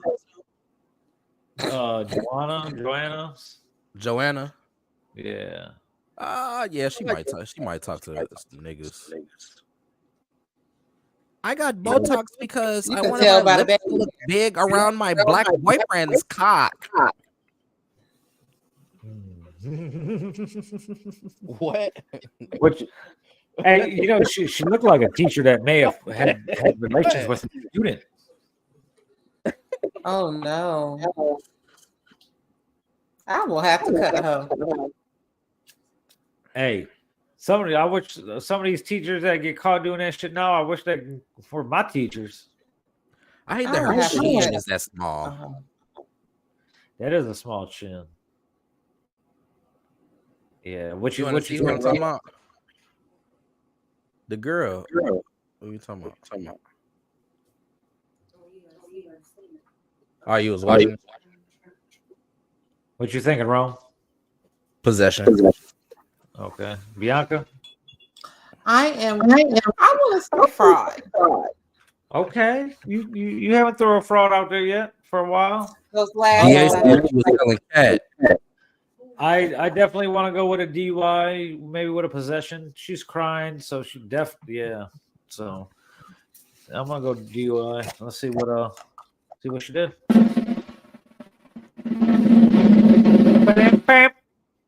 Possession of cocaine or narcotic drug. Oh, Yeah, man, she had the coke. She had the cocaine. Okay. Man, she was ready to party. She was ready to party. No, man. What is he? Keanu Mac, he is happy. What, bro? This motherfucker, whatever. Ooh, Mexican he did, Mexican poppy. whatever he did, he's cool with it. Because with all these, This looks like a football profile picture. Hey, first of all, with all these segments, with all the shows we've done, when we've done this segment, we're at 100. This is episode 116. He's definitely the happiest. We've done at least this segment at least 100 times, and I've never seen somebody's mugshot where they're so happy. Now we've had people smiling. Yeah, we have had people We smiling. definitely not that happy. have had He looked people like smiling. He got happy. He got arrested. Look at his ass. He high as hell. He like, yeah, they taking my picture. he like he didn't know he was in jail. He just took his picture like, jeez. Yeah, he definitely happy. Like, yeah, they taking my picture. He did something. He drunk. You gotta fight. He smacked somebody. He beat somebody up.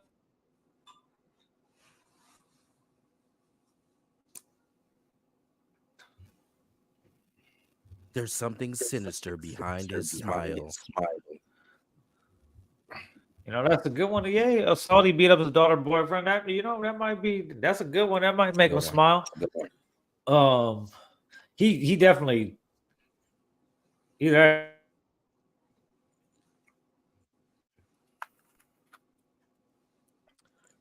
You know what?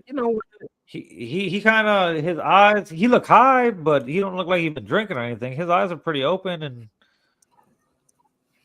I'm not liking his hair though. I don't know. Something about the stringy dreads is. He looked like he a customer service.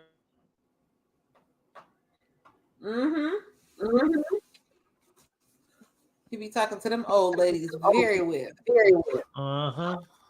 Look at him. He got a side part on with his dreads. What the fuck? Right, and like, what you think, Scrub?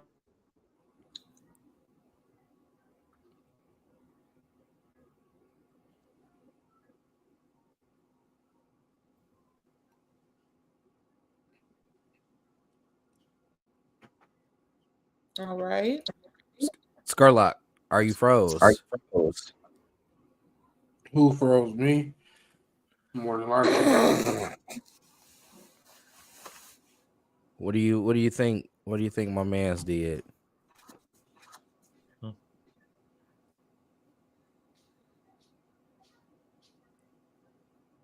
He looked like a Lawrence. Like who? What is his name? He like a Lawrence. What do you think, Ron?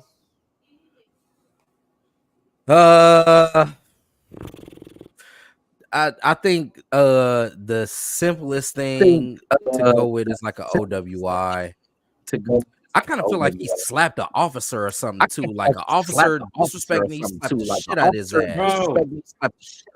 That's what I was gonna say. Like I said, he from the beginning, he looked like he beat somebody up. Yeah. They disrespected him. He was like, yeah, I slapped the shit. I'm going to jail. I know I'm going. I'm smiling this picture. Like, yeah, a black man that's happy getting arrested. He fucking. He looked like he gonna have a good ass story to tell in the holding cell. What you think, Bionca? I was gonna say like assault, battery.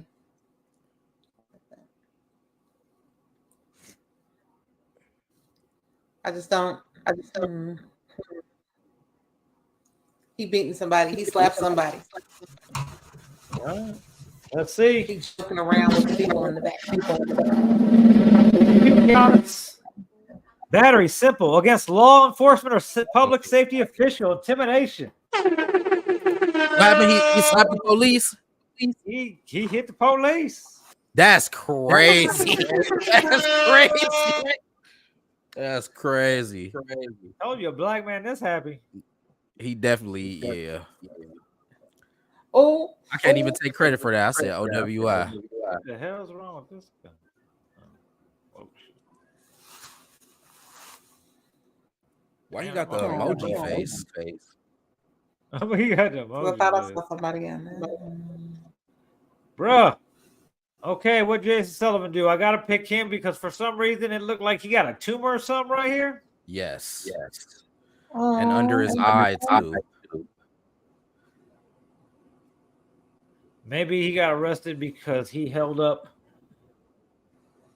the urgent care because they wouldn't save his life.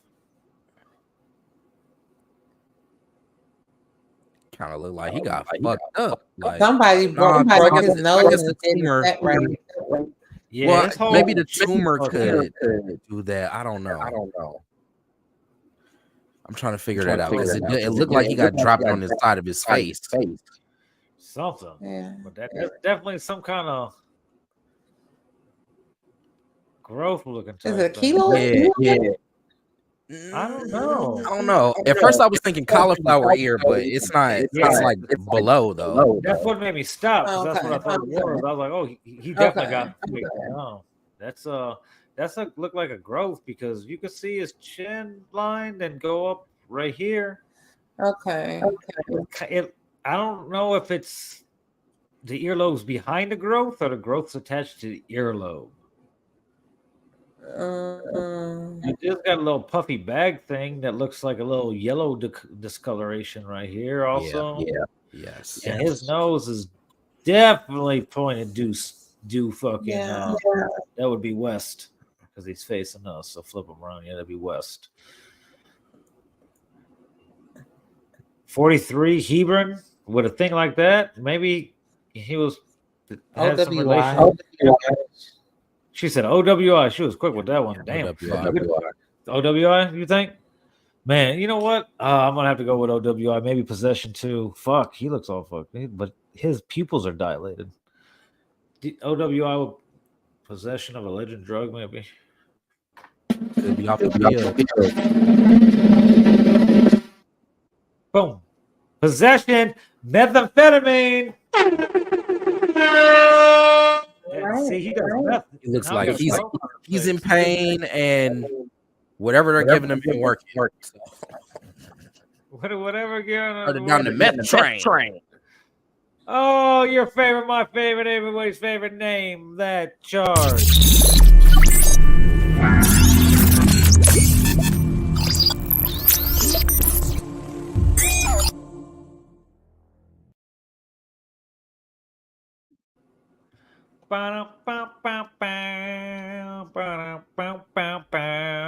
You know what I want to talk about? I want to talk about the motherfucking NBA in-season tournament.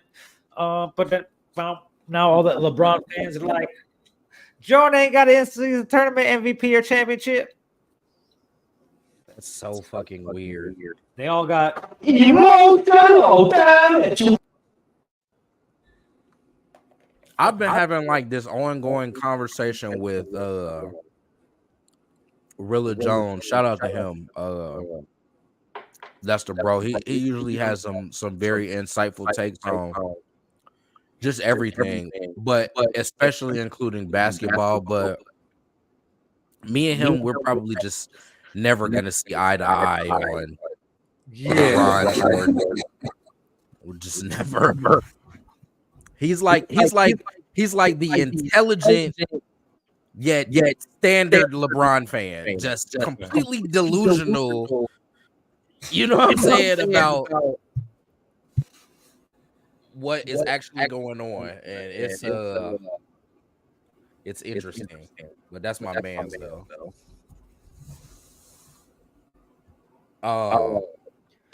Yeah, it was weird.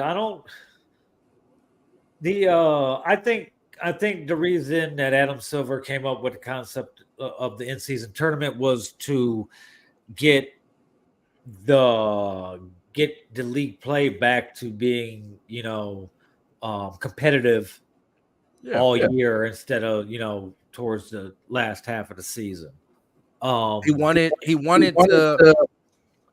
to stop some of the fucking load management shit. Yes. You know what I'm saying? So making those games at the beginning of towards the beginning of the season mean more than what they usually would. Of course, I think it's a good idea. I just think that if you're a LeBron fan, like saying that he's the in-season MVP or he won that, like that doesn't hold any weight in an argument between Jordan and LeBron, because there was no such thing as that when Jordan was playing. Yeah, it's I don't. Other than from what I see, it's only something to keep everything competitive and to discourage load management. Even though they put out the new rules anyway to kind of deal with that load management shit, but it's definitely something to keep the whole thing competitive, because usually the first half of the season is, we don't pay attention to basketball really until after Christmas.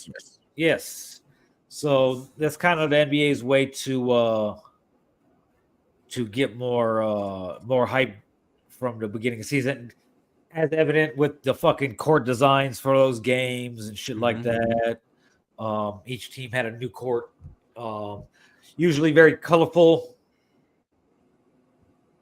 And I don't mean like pastel colors or anything like that. I just mean very colorful, like the Bulls court, the whole court was damn near just red, so it was pretty cool. I mean, it's I think it's cool. I think it's cool. The championship team got $500,000 per player. The Lakers won, so that means after taxes and Cali taxes and everything like that, they'll walk away with about $230,000. It was they had it here, the championship game was here in Vegas. It wasn't as big as I thought it was going to be out here, because it's the same weekend as Art Basel, so all the rappers and shit like that and everybody else is at Art Basel. So I don't think the NBA fucking thought about competition from Art Basel with celebrities. So that was kind of odd, because usually it should have been a big weekend, like celebrity wise, with the NBA doing that shit this weekend. Why there were some, of course. There were some. It's the first one. Yeah. We'll see how it goes. We'll see if it's we won't know if it's deemed a success until fucking NBA releases the analytics with the viewership and shit like that, so which they're going to do. Yeah. Yeah. I think it's cool though. I think it's cool. It don't matter. I don't even think the Bulls won a fucking in-season tournament game. I think they may have won, maybe, but I don't think so. I think they.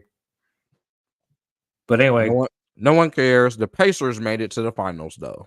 Yes, last night, me and Scurlock were talking about it last night. Last night was probably the first time ever in my life that I fucking was rooting for the Pacers. Mm-hmm. And of course, as soon as I sit down and start watching them, they start playing like fucking shit. They had that little run right at the end where they brought it between like 2 or 3, and then Lakers ran away with it. Fucking shout out to Anthony Davis, for fucking actually having a good game. And even though he's out there screaming all crazy, I'm him. That just mean you're gonna come out with fucking 7 points and 3 rebounds and a fucking rolled ankle in the next game, buddy. Calm down. He's from Chicago. Yeah, fucking injury prone and a motherfucker. Not only that. But yeah, so like I don't even know what to call it now. This ain't the second half of the season yet because we haven't got to All-Star break. But the Bulls fucking bench fucking Zach LaVine, and never since they've went fucking 4-0. So that's kind of fucking cool. See what we could get for him in a trade scenario. Now the Lakers have been front runners to trade for him because his agent is fucking LeBron's fucking buddy. So that's word on the street has been. It's just a matter of time till we trade him to the Lakers or. Who do they get in that deal though? Do they get like D'Angelo Russell or somebody? It would be Levine and another player, and then it would be Russell, the black Japanese guy, Rui, yeah, Hachimura. yeah, and then somebody else and a pick. Even though Lakers haven't got any picks for a while. Now, if it's Zach and Caruso, then we get D'Angelo, Rui, fucking Austin Reeves, and a pick. Okay, yeah, give us Austin Reeves. I'll do that. I like Austin Reeves. Give us him. What do we do with Ball when he comes back? Because him and Russell played a point, but even though Lonzo's a better point, he's a better point guard than D'Angelo, but D'Angelo is a better scorer. I guess you could move him over to 2, keep fucking DeRozan to power 4. They could figure something out and keep them all on the floor. Lonzo has to prove that he can stay on the floor because you don't get your spot just like handed back to you, bro. Sorry. At this point, while your little brother out here, if you're ass, actually, Kobe White. Shout out to Kobe White. He's a North Carolina alum. He comes from a solid program. He just hasn't yet had a chance to flourish. I've always been a big fan of his. And I like him too. The last 4 games, he's averaging 24 points a game. He broke the Bulls record for most consecutive games with threes. This motherfucker averages like 6 threes a game or some shit or like that right now. It's crazy. Oh my God. I like him. I like Kobe White a lot. They flirted trade offers with him in it a few times over the years, which I don't like. I'm glad they didn't. Yeah, I'm glad it didn't happen. But shout out to him. Shout out to Kobe White. Shout out to the Bulls. Zach, it's been real. I love Zach. I love Zach. I love Zach. I always hated though that. See, here's the thing. He was involved in the Jimmy Butler trade, and it just turned out so. I would love to keep him and get rid of DeMar just for the simple fact of the age difference. DeMar's a better player though. What happened? DeMar is a better player though. He's not a better scorer than Zach. He's a better player than Zach. I don't need Zach to be a player. I just need him to score. We need somebody that could. No, you don't, because it's been proven over the years when we only had Zach, he was a scorer and it didn't translate to any wins. Yes. When DeMar got there, it turned into at least win some games. How soon everybody forgets that the Bulls were the best team with the best record before Lonzo went down. With DeMar and Zach. With DeMar. Everybody was playing their best basketball at that point. With DeMar. We know that Zach, they've had issues with Zach really from the beginning. Not really.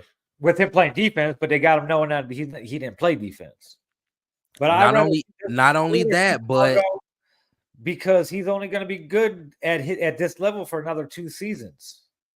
So Zach's 28 years old. DeMar's what, 34, 35? I mean, I do count that, but Zach hasn't proven that he can be the number 1 or really even maybe number 2 on a really good team, but he definitely can't be number 1. We haven't seen it yet on any team. Yeah. We'll see what happens. Trade both of the motherfuckers and see what we could get. I don't give a fuck at this point. The Jimmy Butler trade in hindsight looks really bad on the Bulls.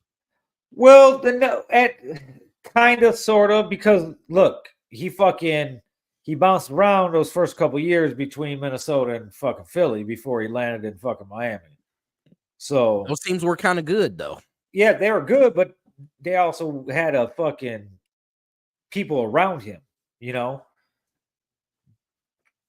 You go to Minnesota and you got Towns and etc. And then you go to fucking Philly and you got motherfucking Embiid on one side. Like, that's not even kind of fair, you know. They would have. I think Philly would have won the championship that next year if he would have stayed. So he was like, "Nah, fuck this." Yeah. No, he wanted to go to Miami because he wanted to be somewhere where he was the man, and he couldn't be the man in Philly with Joel. I know, that's what I was saying. He was saying fuck Philly because this ain't gonna work for me. So I mean, the Bulls still won the trade because Minnesota didn't get nothing out of it, and he left. They did. They got Jimmy Butler. Yeah. Well, yeah, but they didn't get nothing with that. He was there and he left. Regardless. And then I don't know, I can't remember like exactly how it went, but and we wouldn't have paid. They wouldn't have paired Jimmy with anybody anyway. That's the thing, you know. They could have drafted. No, bro. Look at their drafting sucks. Not really. The Bulls always drafted fairly well. They got Jimmy in the second round. I'm not talking about now. I'm talking about the drafting they've done since they've traded him away. They got Kobe White. He was the Wendell thing didn't work out. I was a big proponent of Wendell Carter too. I thought it was gonna work, but that didn't work. But they got Kobe White though. They waste all this shit. Kobe was he wasn't going anywhere anyway, so he was a good draft. He was right where he needed to be. You know, because I want to say that was the same offseason they traded for Lonzo, which was this is his 5th season too. So yeah, but it's I can't. This is my favorite time of year. Well, no trades. A lot of trades can't even happen until December 15th. So right, 5 days before that could even pop off. I'm kind of excited, but we'll see what happens. Guess what time it is, guys? It's about that time. Oh shit! It's time to put Bionca on the spot. On the spot. It's time to put her to work. Let's go. 5 random questions with Miss Bionca Tate.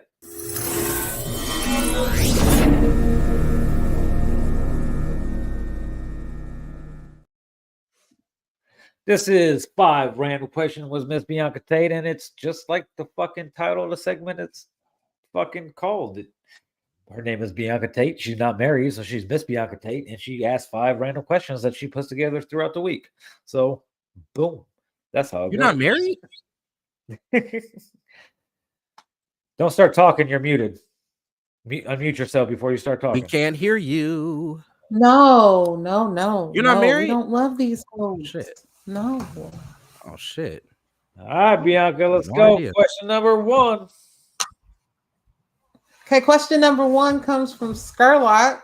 Shout out to him. He said, which transactional act is more preferred? Sex for love, sex for money, sex for pleasure? For me, it would be. And this is your preference at this point in my life. Preferred. Sex for pleasure. Because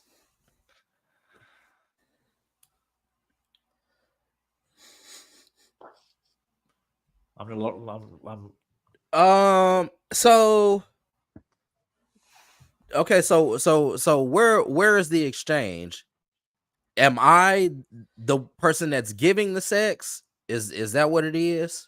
No. Yes. So I give sex for love. Sex, if that's your transactional transactional act that you would prefer to have sex? Like, what do you want when you have sex? Are you having sex just for sex? Are you having sex for Am I love? having Do you sex want love for to come to love that? or sex for money? Or money? Shit, I wish I was in the market for having sex for money. Shit, that should get me out of a couple binds right now. Shit, Help me out. that shit actually sound like that shit sound like the most preferred. Sound like the move, huh? That's a shame. If I could fuck I for would some love dollars, it to be for love. I mean, yeah, You're not gonna feel dirty afterward. But the way my life's gone in the last year plus, I'm just it's sex for pleasure. Fuck it. Literally, pun intended. I'm in love now, so that's what it is. It's sex for love. But I would like I would like sex for money though. That's the most preferred. Yeah, I don't. At this point in my life, I have no problem with being a male prostitute. Yeah. Sounds great. Sounds like a great life. Picky too, so that shit is crazy, man. Yeah, I need the sex for money. What the fuck are we even talking about here? Question number 2. Question number 2. If you had the ultimate house, the ultimate like type of compound, what 3 rooms would you like? And they could be like maybe a fitness room or movie theater, bowling alley, whatever. What type of rooms would you need in your home? That's the one from the group. Okay. So for me, I would want. Go ahead. No, I picked an indoor pool, a basketball court, and a studio. I would go with a basketball court, a indoor pool, and a movie theater. I don't care about a fucking studio. So I'm definitely going with a basketball court. That has to happen. Yeah. I'm kind of torn between the indoor pool. I really like the pool and bar area. That probably would be ahead of me than an indoor pool. Even being like more realistic about it too. Like I probably will have a easier time with doing a pool and a bar area. And the studio, like one that big for me is not necessary, because then that means motherfuckers are gonna try and come to my house and shit all the time to record their terrible music. So I'll probably go with a movie theater after that. Yeah, look, I was on that shit. Yeah, I'm going. Yeah, basketball court, indoor pool, basketball court, and movie theater. 3, 4, and 9. The indoor pool and even the jacuzzi is fucking dope in a crib. That shit is tight. You got an indoor pool or like an indoor jacuzzi area. That shit's lit. But the pool and bar area, like I probably do that. I like the studio. Gonna bring a bunch of rappers, and I don't want that. I don't gonna bring a bunch of want. I want that. Yeah, they fucking tear my You shit don't have up to or let them something. in your house though. The studio. Well, then I don't need one that big though. You don't have to let nobody in your studio or whatever. Yeah, I just wouldn't want all of that. I mean, that doesn't necessarily have to be the equipment, you know. Yeah, I like a studio. Make fancy. I want the movie theater and do the audio stuff. No, I need the movie theater before that. We could sit down with I could have a bunch of kids over and we could watch fucking, you know what I'm saying, Inside Out or some shit. Popcorn in that bitch, you know what I'm saying? Projector screen. I'm with the shits, boy. We down there having a good ass time. Fuck a studio. Yeah, my kids Shit. like the pool. My kids like the pool and the basketball court. The studio is man. For sure. Indoor pool is really a flex because motherfuckers do not have indoor ones. Yeah. That's really a flex. But yeah. Question number 3.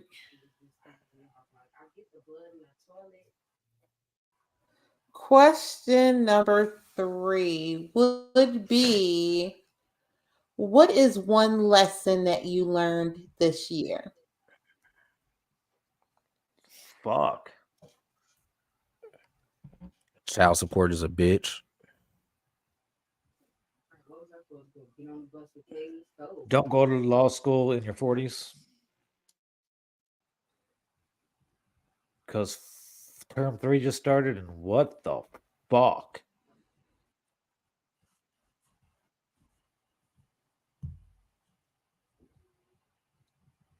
Question 4. I would say look out for your own. Can I answer? Dang. Okay. Question number 4. What are you doing? You ain't even been answering all the questions. Holiday plans. I didn't even hear you. So repeat. Anyway, so we want my answer. Okay, question number 3. I would say I learned that the internet and numbers and things of that nature are very important, and they make something valid. And I think if you cannot have those same numbers across the board, digitally or whatever, then I think, you can't say you have more numbers than you have. So I learned that this year. Okay. Question number 4. Yeah. Question number 4. What are you guys doing for Christmas? I have no clue.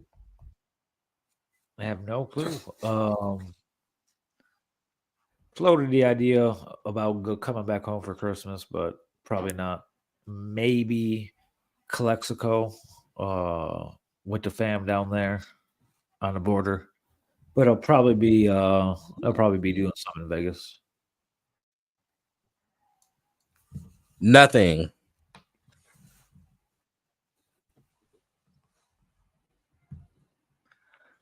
Next question. Okay. What are you doing, Bionca?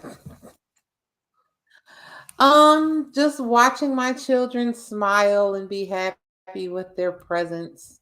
Yay. I'm not doing nothing too special. My birthday is coming up, so once we get over Christmas, plan something for my birthday. What are you doing for your birthday? I would love to do a weekend trip because my birthday's on a Friday. So, I'm looking into what I can do, and preferably if I don't have to travel with children. So, that's a whole thing. That's always a plus. Because if I don't have to travel with no children, I'm fine. I'm up for 48 hours. Whole time. Question number 5. Question number 5. That's 5, yeah. That's 5. Okay. All right. What was your favorite Rick Ross album? I've never listened to a Rick Ross album.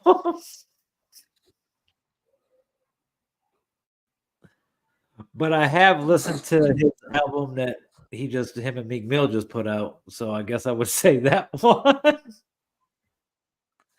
I've never been a fan of Rick Ross like that.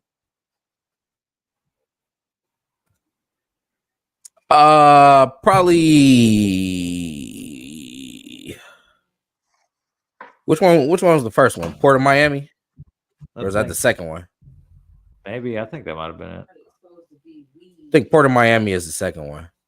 I've enjoyed it. It was first. Okay. Port of Miami is my shit. It got Push it to the limit. That's my shit. Yeah. I enjoyed God Forgives, I Don't.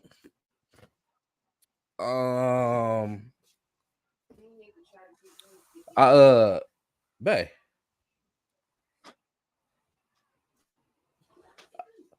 I know I'm supposed to be on the mic.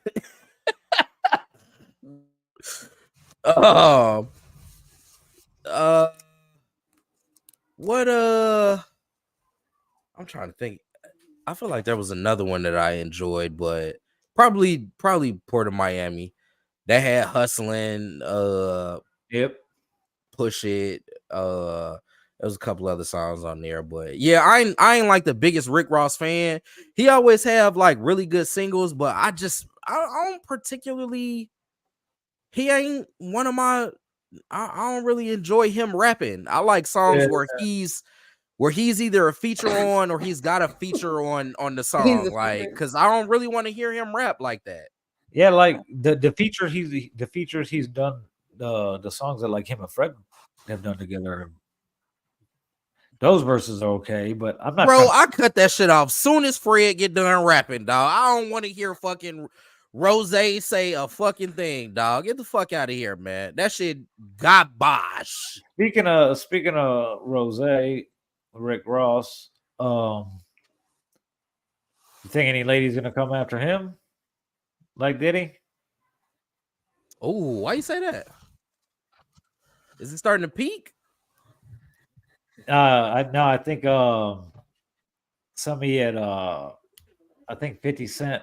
50 might have oh shit. posted the lyrics, lyrics when he's like, when you saying that weird shit about dropping pills and bitches drinks and ain't shit, even know it. Weird ass nigga. Yeah, so then this week, fucking Fat Joe, Ja Rule, and Rick Ross linked up and said something to 50 about we linked up type shit. I don't know what that's supposed to mean. Like 3 irrelevant people. Yeah, I don't know, man. I just ain't never. Rick Ross, he be having some songs, but he just, for the most part, I'll be like, dog, I'm not trying to hear you rap. What he does do, he picks very good beats. He picks great beats, but some of that was that he got any Justice League beat that he wanted for a long time, and they are one of the best producers in the game. So yeah, that shit is crazy. Not a big Rick Ross fan. What was that one song? Diced Pineapples. What album was that on? That shit was all right. That's Chris Brown, I think. I think Diced he was Pineapples. just a Dice. It wasn't Chris Brown. Yeah, he was just a feature. Yeah, I don't. What about you, Bianca? What was your favorite album? I was gonna say Teflon Don. I think. Just which one was that? That was the one that had Big Meat. Oh, okay. All right. Yeah, no, I wasn't fucking with that nigga. Yeah. I'm like, nigga, who the fuck? But then I don't correctional officer. The correctional officer is Hoover, huh? Get the fuck out of here, bro. Yeah. Well, that's been that. 5 random questions with Miss Bionca Tate.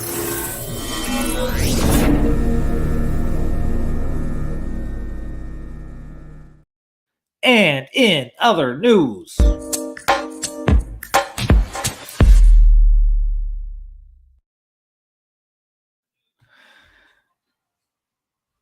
Nicki Minaj finally released Pink Friday 2, Volume 2, Part 2, whatever the remix, whatever the fuck it is. Is she still on Pink Def Jam? Friday 2? Yeah, Pink Friday. These nuts. She can't be making no money off this motherfucking album. She got 5 major samples on this fucking project. Me and Scurlock were talking about it the other day. She might have negotiated though. Hell no, not with fucking multi-platinum hits. Cyndi Lauper ain't fucking publishing, ain't giving her no fucking deal. Like she just didn't. Like I'm talking about. I'm not talking about like just 5 samples throughout the whole album. There's 5 samples that are from major past platinum hits. Those publishings ain't giving no fucking deals. They want their bread. So she giving 50% off right off the rip. Then another 50% to the producer. What the fuck she making off those songs? Who knows if it streams? Shit. And that's well, stress. Well, we know you ain't getting shit from streams. I mean, she cracked a big stream. She gets that $45,000. Right. That shit is so wrong.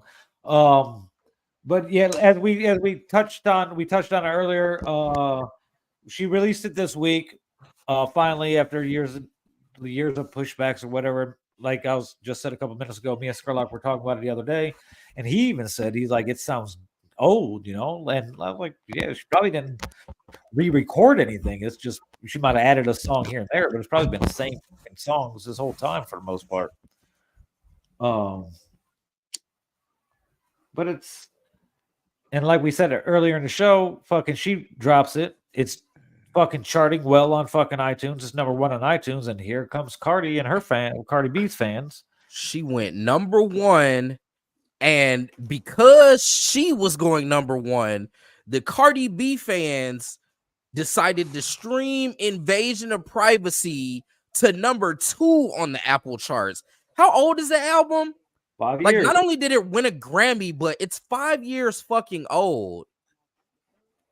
The Cardi fans are, I ain't gonna lie, at this point in time, she might have the best fan base. They're definitely on that level of the Hive. It might be, they might be top 2 right now. It used to be Nicki Minaj and then still Beyonce. Yeah, and like Taylor Swift, but that shit is fucking nuts. Like Swifties and the Hive is you ain't getting no, that's it. That's top of the line right there. Like okay.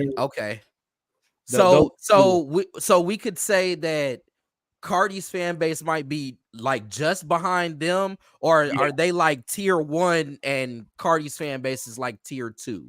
Yeah, the Swifties and the Hive, those are like 1A, 1B. Okay, so tier 1 after this year. They both had crazy tours. They both put out dope ass fucking tracking movies for those tours. And the fans weren't fucking around about it. I love anything Beyonce does. I love that Taylor Swift's dating a fucking football player. I'm gonna buy his jersey. Yep, it's crazy. It's fucking crazy. Yeah, they're 1A, 1B, and yeah, I mean, it's looking like Cardi's right there. You still have more of those. What are Cardi's fans called? I thought you threw them away. Barty gang. Okay. So yeah, and it's Barty. What's Nicki Minaj's? The Barbs. The Barbs. That's Barbs. Right. Barbs and Barty. That shit is crazy. The Barbs are the most delusional ones. They're fucking crazy. Yeah, she's laughing because she's the Barb and she fucking knows. I'm rather depressed at her. I'm a huge Nicki fan. And maybe that's because I remember her come up to where she, her career. Yeah. Maybe I was looking for something, or at least maybe one track that was like, well, she has Blessings on there, which is okay. But I was looking for something a little deeper for almost 40 or 40 plus rapping. Just maybe one song for the fellow women that are of her age. Can you explain why you're with a pedophile?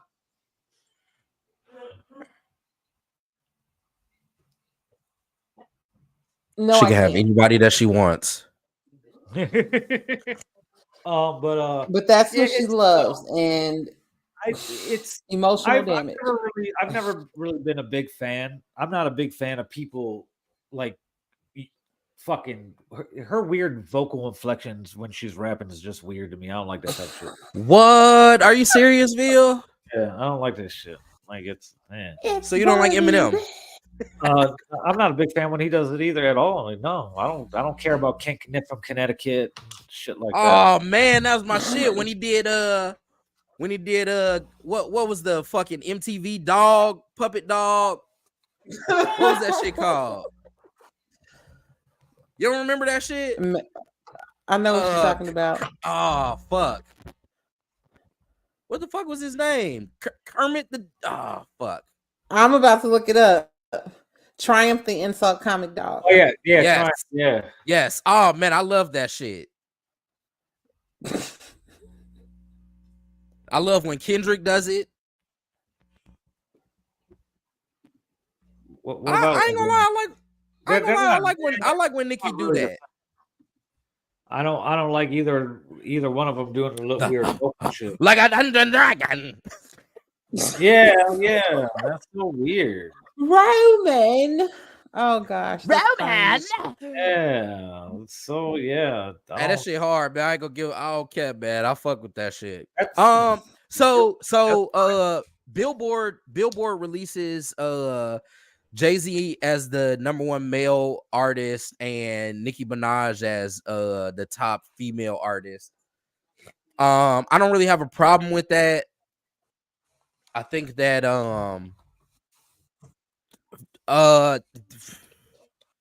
I guess probably the only thing that I could say in the male category is maybe like Drake, because that shit, as far as Billboard is concerned, he's like the golden child.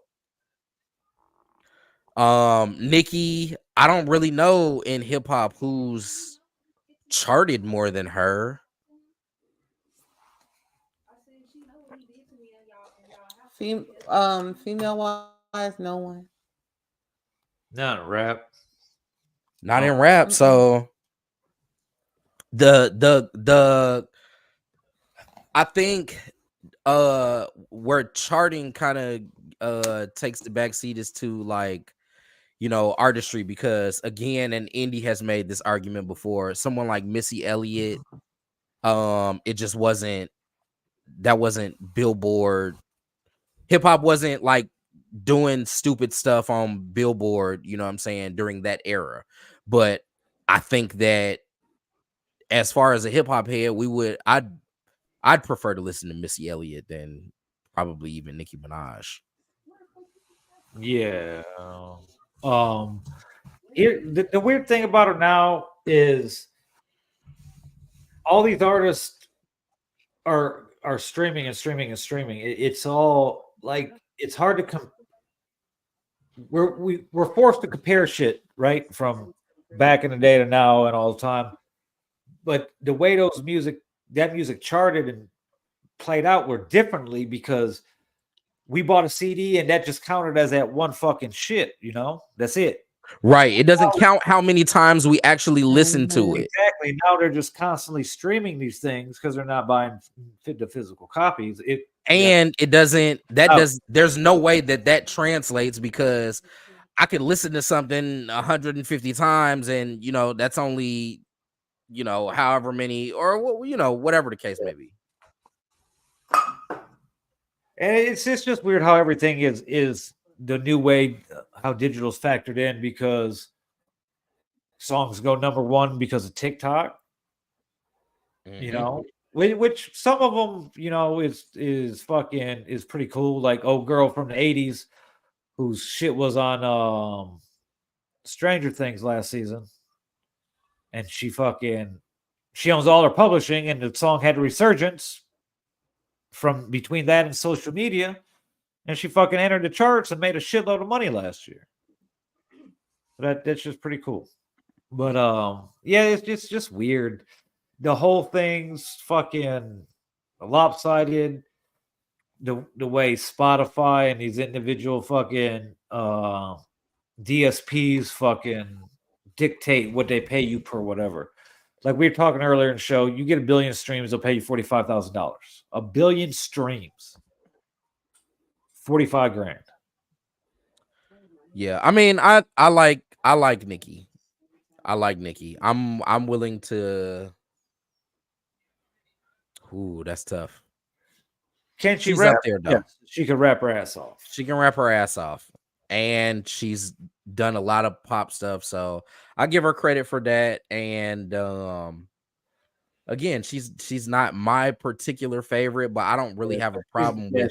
She's definitely not my like. It's gonna be a long time before there's any that to me that any female is gonna out rap Snow. So, Snow the Product is cold though. Yeah, she's dope and she's sexy.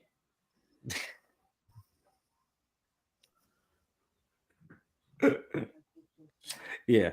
Yeah.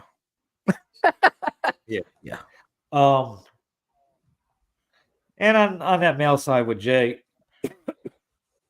I mean it's their safe bet. I mean, really, there's on the female side, you go with an older artist, but other than that, you can't really legitimately. But on Billboard though, on the Billboard side, but it's just not that many who have had that kind of success on Billboard. Nicki, again, she talks about it often. Had like for this Aretha year, Franklin and shit like that. You know what I'm saying? The top 5 female rap artists on Billboard this year is Nicki, Doja Cat, Ice Spice, Coi Leray, and Cardi B. Yep, all of those make sense. Yeah, so fans stream a lot of that shit. You know what I'm saying? Yeah. So, and that just goes for they just showed the last 2 years. Last year was. What was last year's? They're not even. Oh, they won't let me see it because I gotta subscribe to it and be a pro. Like a Dungeon Dragon. Lotto was number 1 last year.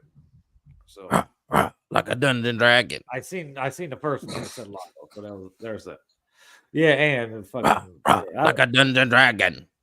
Dungeon Dragon. Dungeon Dragon. You sound just like it too. It's fucked up that you could do a voice that sounds just like a female rapper. Bro, I fucking love that shit, bro. I thought that shit was hard, man. No, I don't like it. That's just me personally. Yeah, I said it has been. Hang it up, flat screen. Plasma. It depends on who doing it and how they do it. Because sometimes Kendrick be throwing me off with the I don't like vocal inflections, but I'm just like, but it's certain tracks where that shit is like fucking genius. Like, there's a track on I want to say it's To Pimp a Butterfly. It's either that one or the little Untitled album where he's rapping like a drunk. So high pitch, whiny, sound like I'm drunk. That shit sounds genius on that. And the way he's rapping, like that shit's fucking cold, man. I don't care. I don't want to hear drunk rap. I want to hear drunk. You know how many times I've been out and people have drunk rap to me? I don't care. Nigga, come on now, bro. Kendrick all of the time. Come on now, man. Right, damn near every time I go out, like. I don't even like to rap drunk. That shit's fucking I'm good. That shit's fucking stupid. That's just and with Nicki's having a hard time to realize when Nicki came out, she was the dominant female rapper because there wasn't really no females rapping. There weren't none. So her big claim though is that she is the resurgence of or the start of what the female rapper is today. And that I can understand. That I can understand. Pay me some homage. You know that you weren't listening to no other female rappers besides me. I was it. But how long are we gonna hold on to that though? Yeah. It to me, it's not about holding on to it because I mean you might be able to say that. You might be able to give her some of that credit if any of these new age women rappers were rapping like her, but they're not.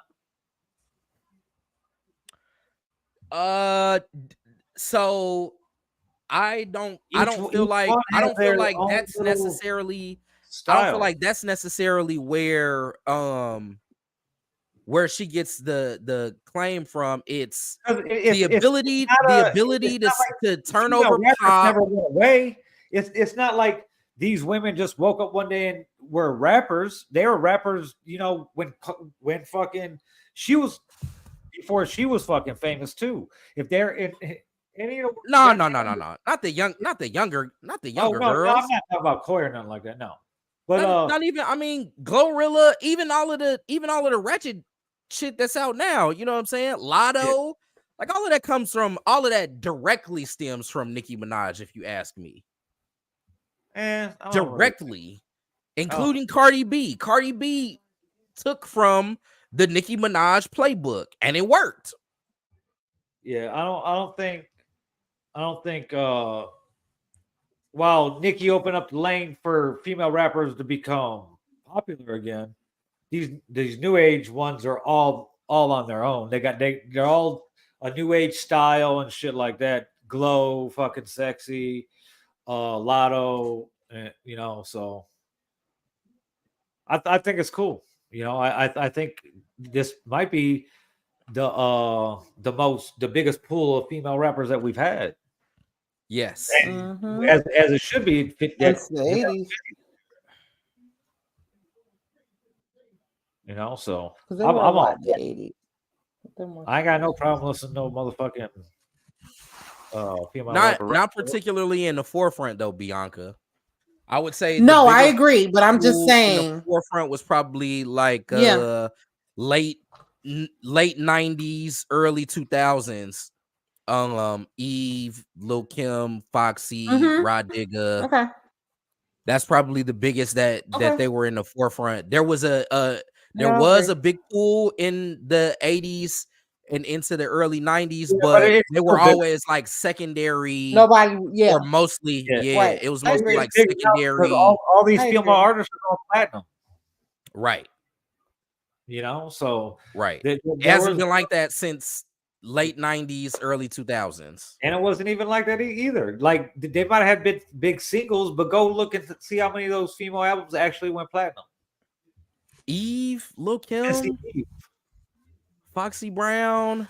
Oh, that didn't go platinum. It might be platinum now, but the certification wasn't till recently. If it was, you'd be surprised at some of the albums that haven't fucking went gold or platinum that you would think would have. That I heard every day on BET Rap City. Because that shit didn't matter. Yeah. If you didn't buy the album. If you didn't buy the album and it was just they had paid whoever to run this video a bunch of times, that's crazy. Bro, if it wasn't for streaming, I gotta log in at 11:30. Bro, I don't even know NBA YoungBoy songs, bro. Yeah. Like, he gets on all these charts and all that because of the streaming. If it wasn't for the streaming, he wouldn't chart. Nobody's buying those CDs. His last physical sale. Does he even put? That's what I was about to say. Does he even put that stuff out like that? I think he only his drops on YouTube and shit. I think under 50,000 units. I think it did like 20-something thousand units. Yeah, because I ain't streaming that shit. Yeah. I've tried to listen. I just like, I don't fucking get it. No, man. I'm good. I'm straight. I'm old. I'm old. Yeah, I'm old. I'm old. I'm aware. I'm old. There's new shit that I will get into. Like there's some Dirk I'll listen to, you know. I fuck with Dirk. I fuck with people like Corday. I fuck with anybody that's lyrical. You know, like Corday's lyrical. So I've always been a fan of lyrics. You know, whether it's gangster rappers that could actually rap, or just real lyricists. But we all know that my favorite genre of rap has always been crack rap. So facts. And I'm lucky enough that I've had close relationships with two of the best crack rappers in history. But yeah, that was our fucking wild fucking rabbit hole in other news.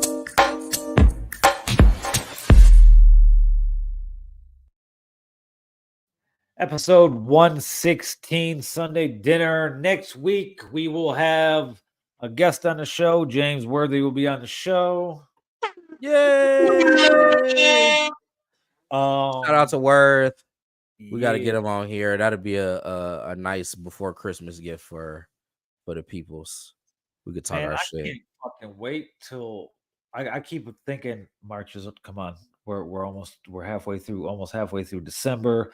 Next thing you know, it's gonna be January. Let's get to March so we could fucking put these fucking clocks back fucking forward because this fucking time change shit is still fucking with me. We're already a month into it, a little over a month into it, and it's just still fucking with me so bad. Like I'm literally, we were talking earlier in the show, that I was talking about like I might have to actually just start smoking sativa during the day because we'll smoke an indica. I heard that. I was paying attention. I go lay down and I sleep for 3 or 4 hours, you know. So I'm like, but bro, that ain't a lot of it has to do with weed that you smoke. Come on, man. A lot of it has You're to do fucking with college student, bro. Being dark too. Like, but yeah, and it gets fucking dark. Like, but yeah, it's like fuck. Where were we at the other night? It was fucking 4:30. Everything was cool. Fucking 22 minutes later. Boom. No, yeah, the clocks are going back. In a we're about to do with daylight saving times all together, and we'll always be ahead. So certain states are about to put it in. Florida's going to do it. California's going to do it. But they're going to do it nationally too. It's just sitting there waiting for them to enact it. I think by 2025. But I hate that that's a government thing. Like, what the fuck, man? Yeah. Time saving is a government. That's fucking Arizona's like, fuck you, bro. Exactly. Like I actually kind of admire that. Like, you know what? Fuck you guys. Yeah. I'm not changing our fucking shit, bitch ass fuckers. Shit's weird. So they the same time all year round. But yeah. Episode 116. They changed time zones. Yeah. As we I'm gonna play my new little intro thing as we go out again, just because I got fucking all excited when I made it earlier today. That shit was fucking awesome. AI is crazy and getting her crazier by the fucking day. Tune in next week. Guest James Worthy. As we start to wrap up 2023 and head into 2024. 2-4 Kobe. We'll fucking see you. We go from Jordan to Kobe. See you next week on episode 117. Yo, I'm on the west side, which is the best side, and rocking with Sunday dinner, so grab your motherfucking plates. It's your boy Jay-Z. I need you to grab your place and get to the table. It's time for Sunday dinner, and dinner is served. It's time for the best podcast around. You really can't go on with Rob Vill and Syndrome, Miss Tate and Big Scurlock. I need you to grab your plates and get to the table. It's time for Sunday dinner. I may have been the worst president ever, but I know a good podcast. When I see one, it's time for Sunday dinner. Grab your plates by the pussy because it's time to eat. Yo, this your boy Will Smith. I need you to grab your plates and tune into Sunday dinner, or I'll bitch slap your whole ass like I did Chris Rock. I'm funny. I'm funny how? You know what's funny? What's funny is what's going to happen if you don't grab your fucking plate and get to the fucking table. It's time for Sunday dinner, you fucking ingrate.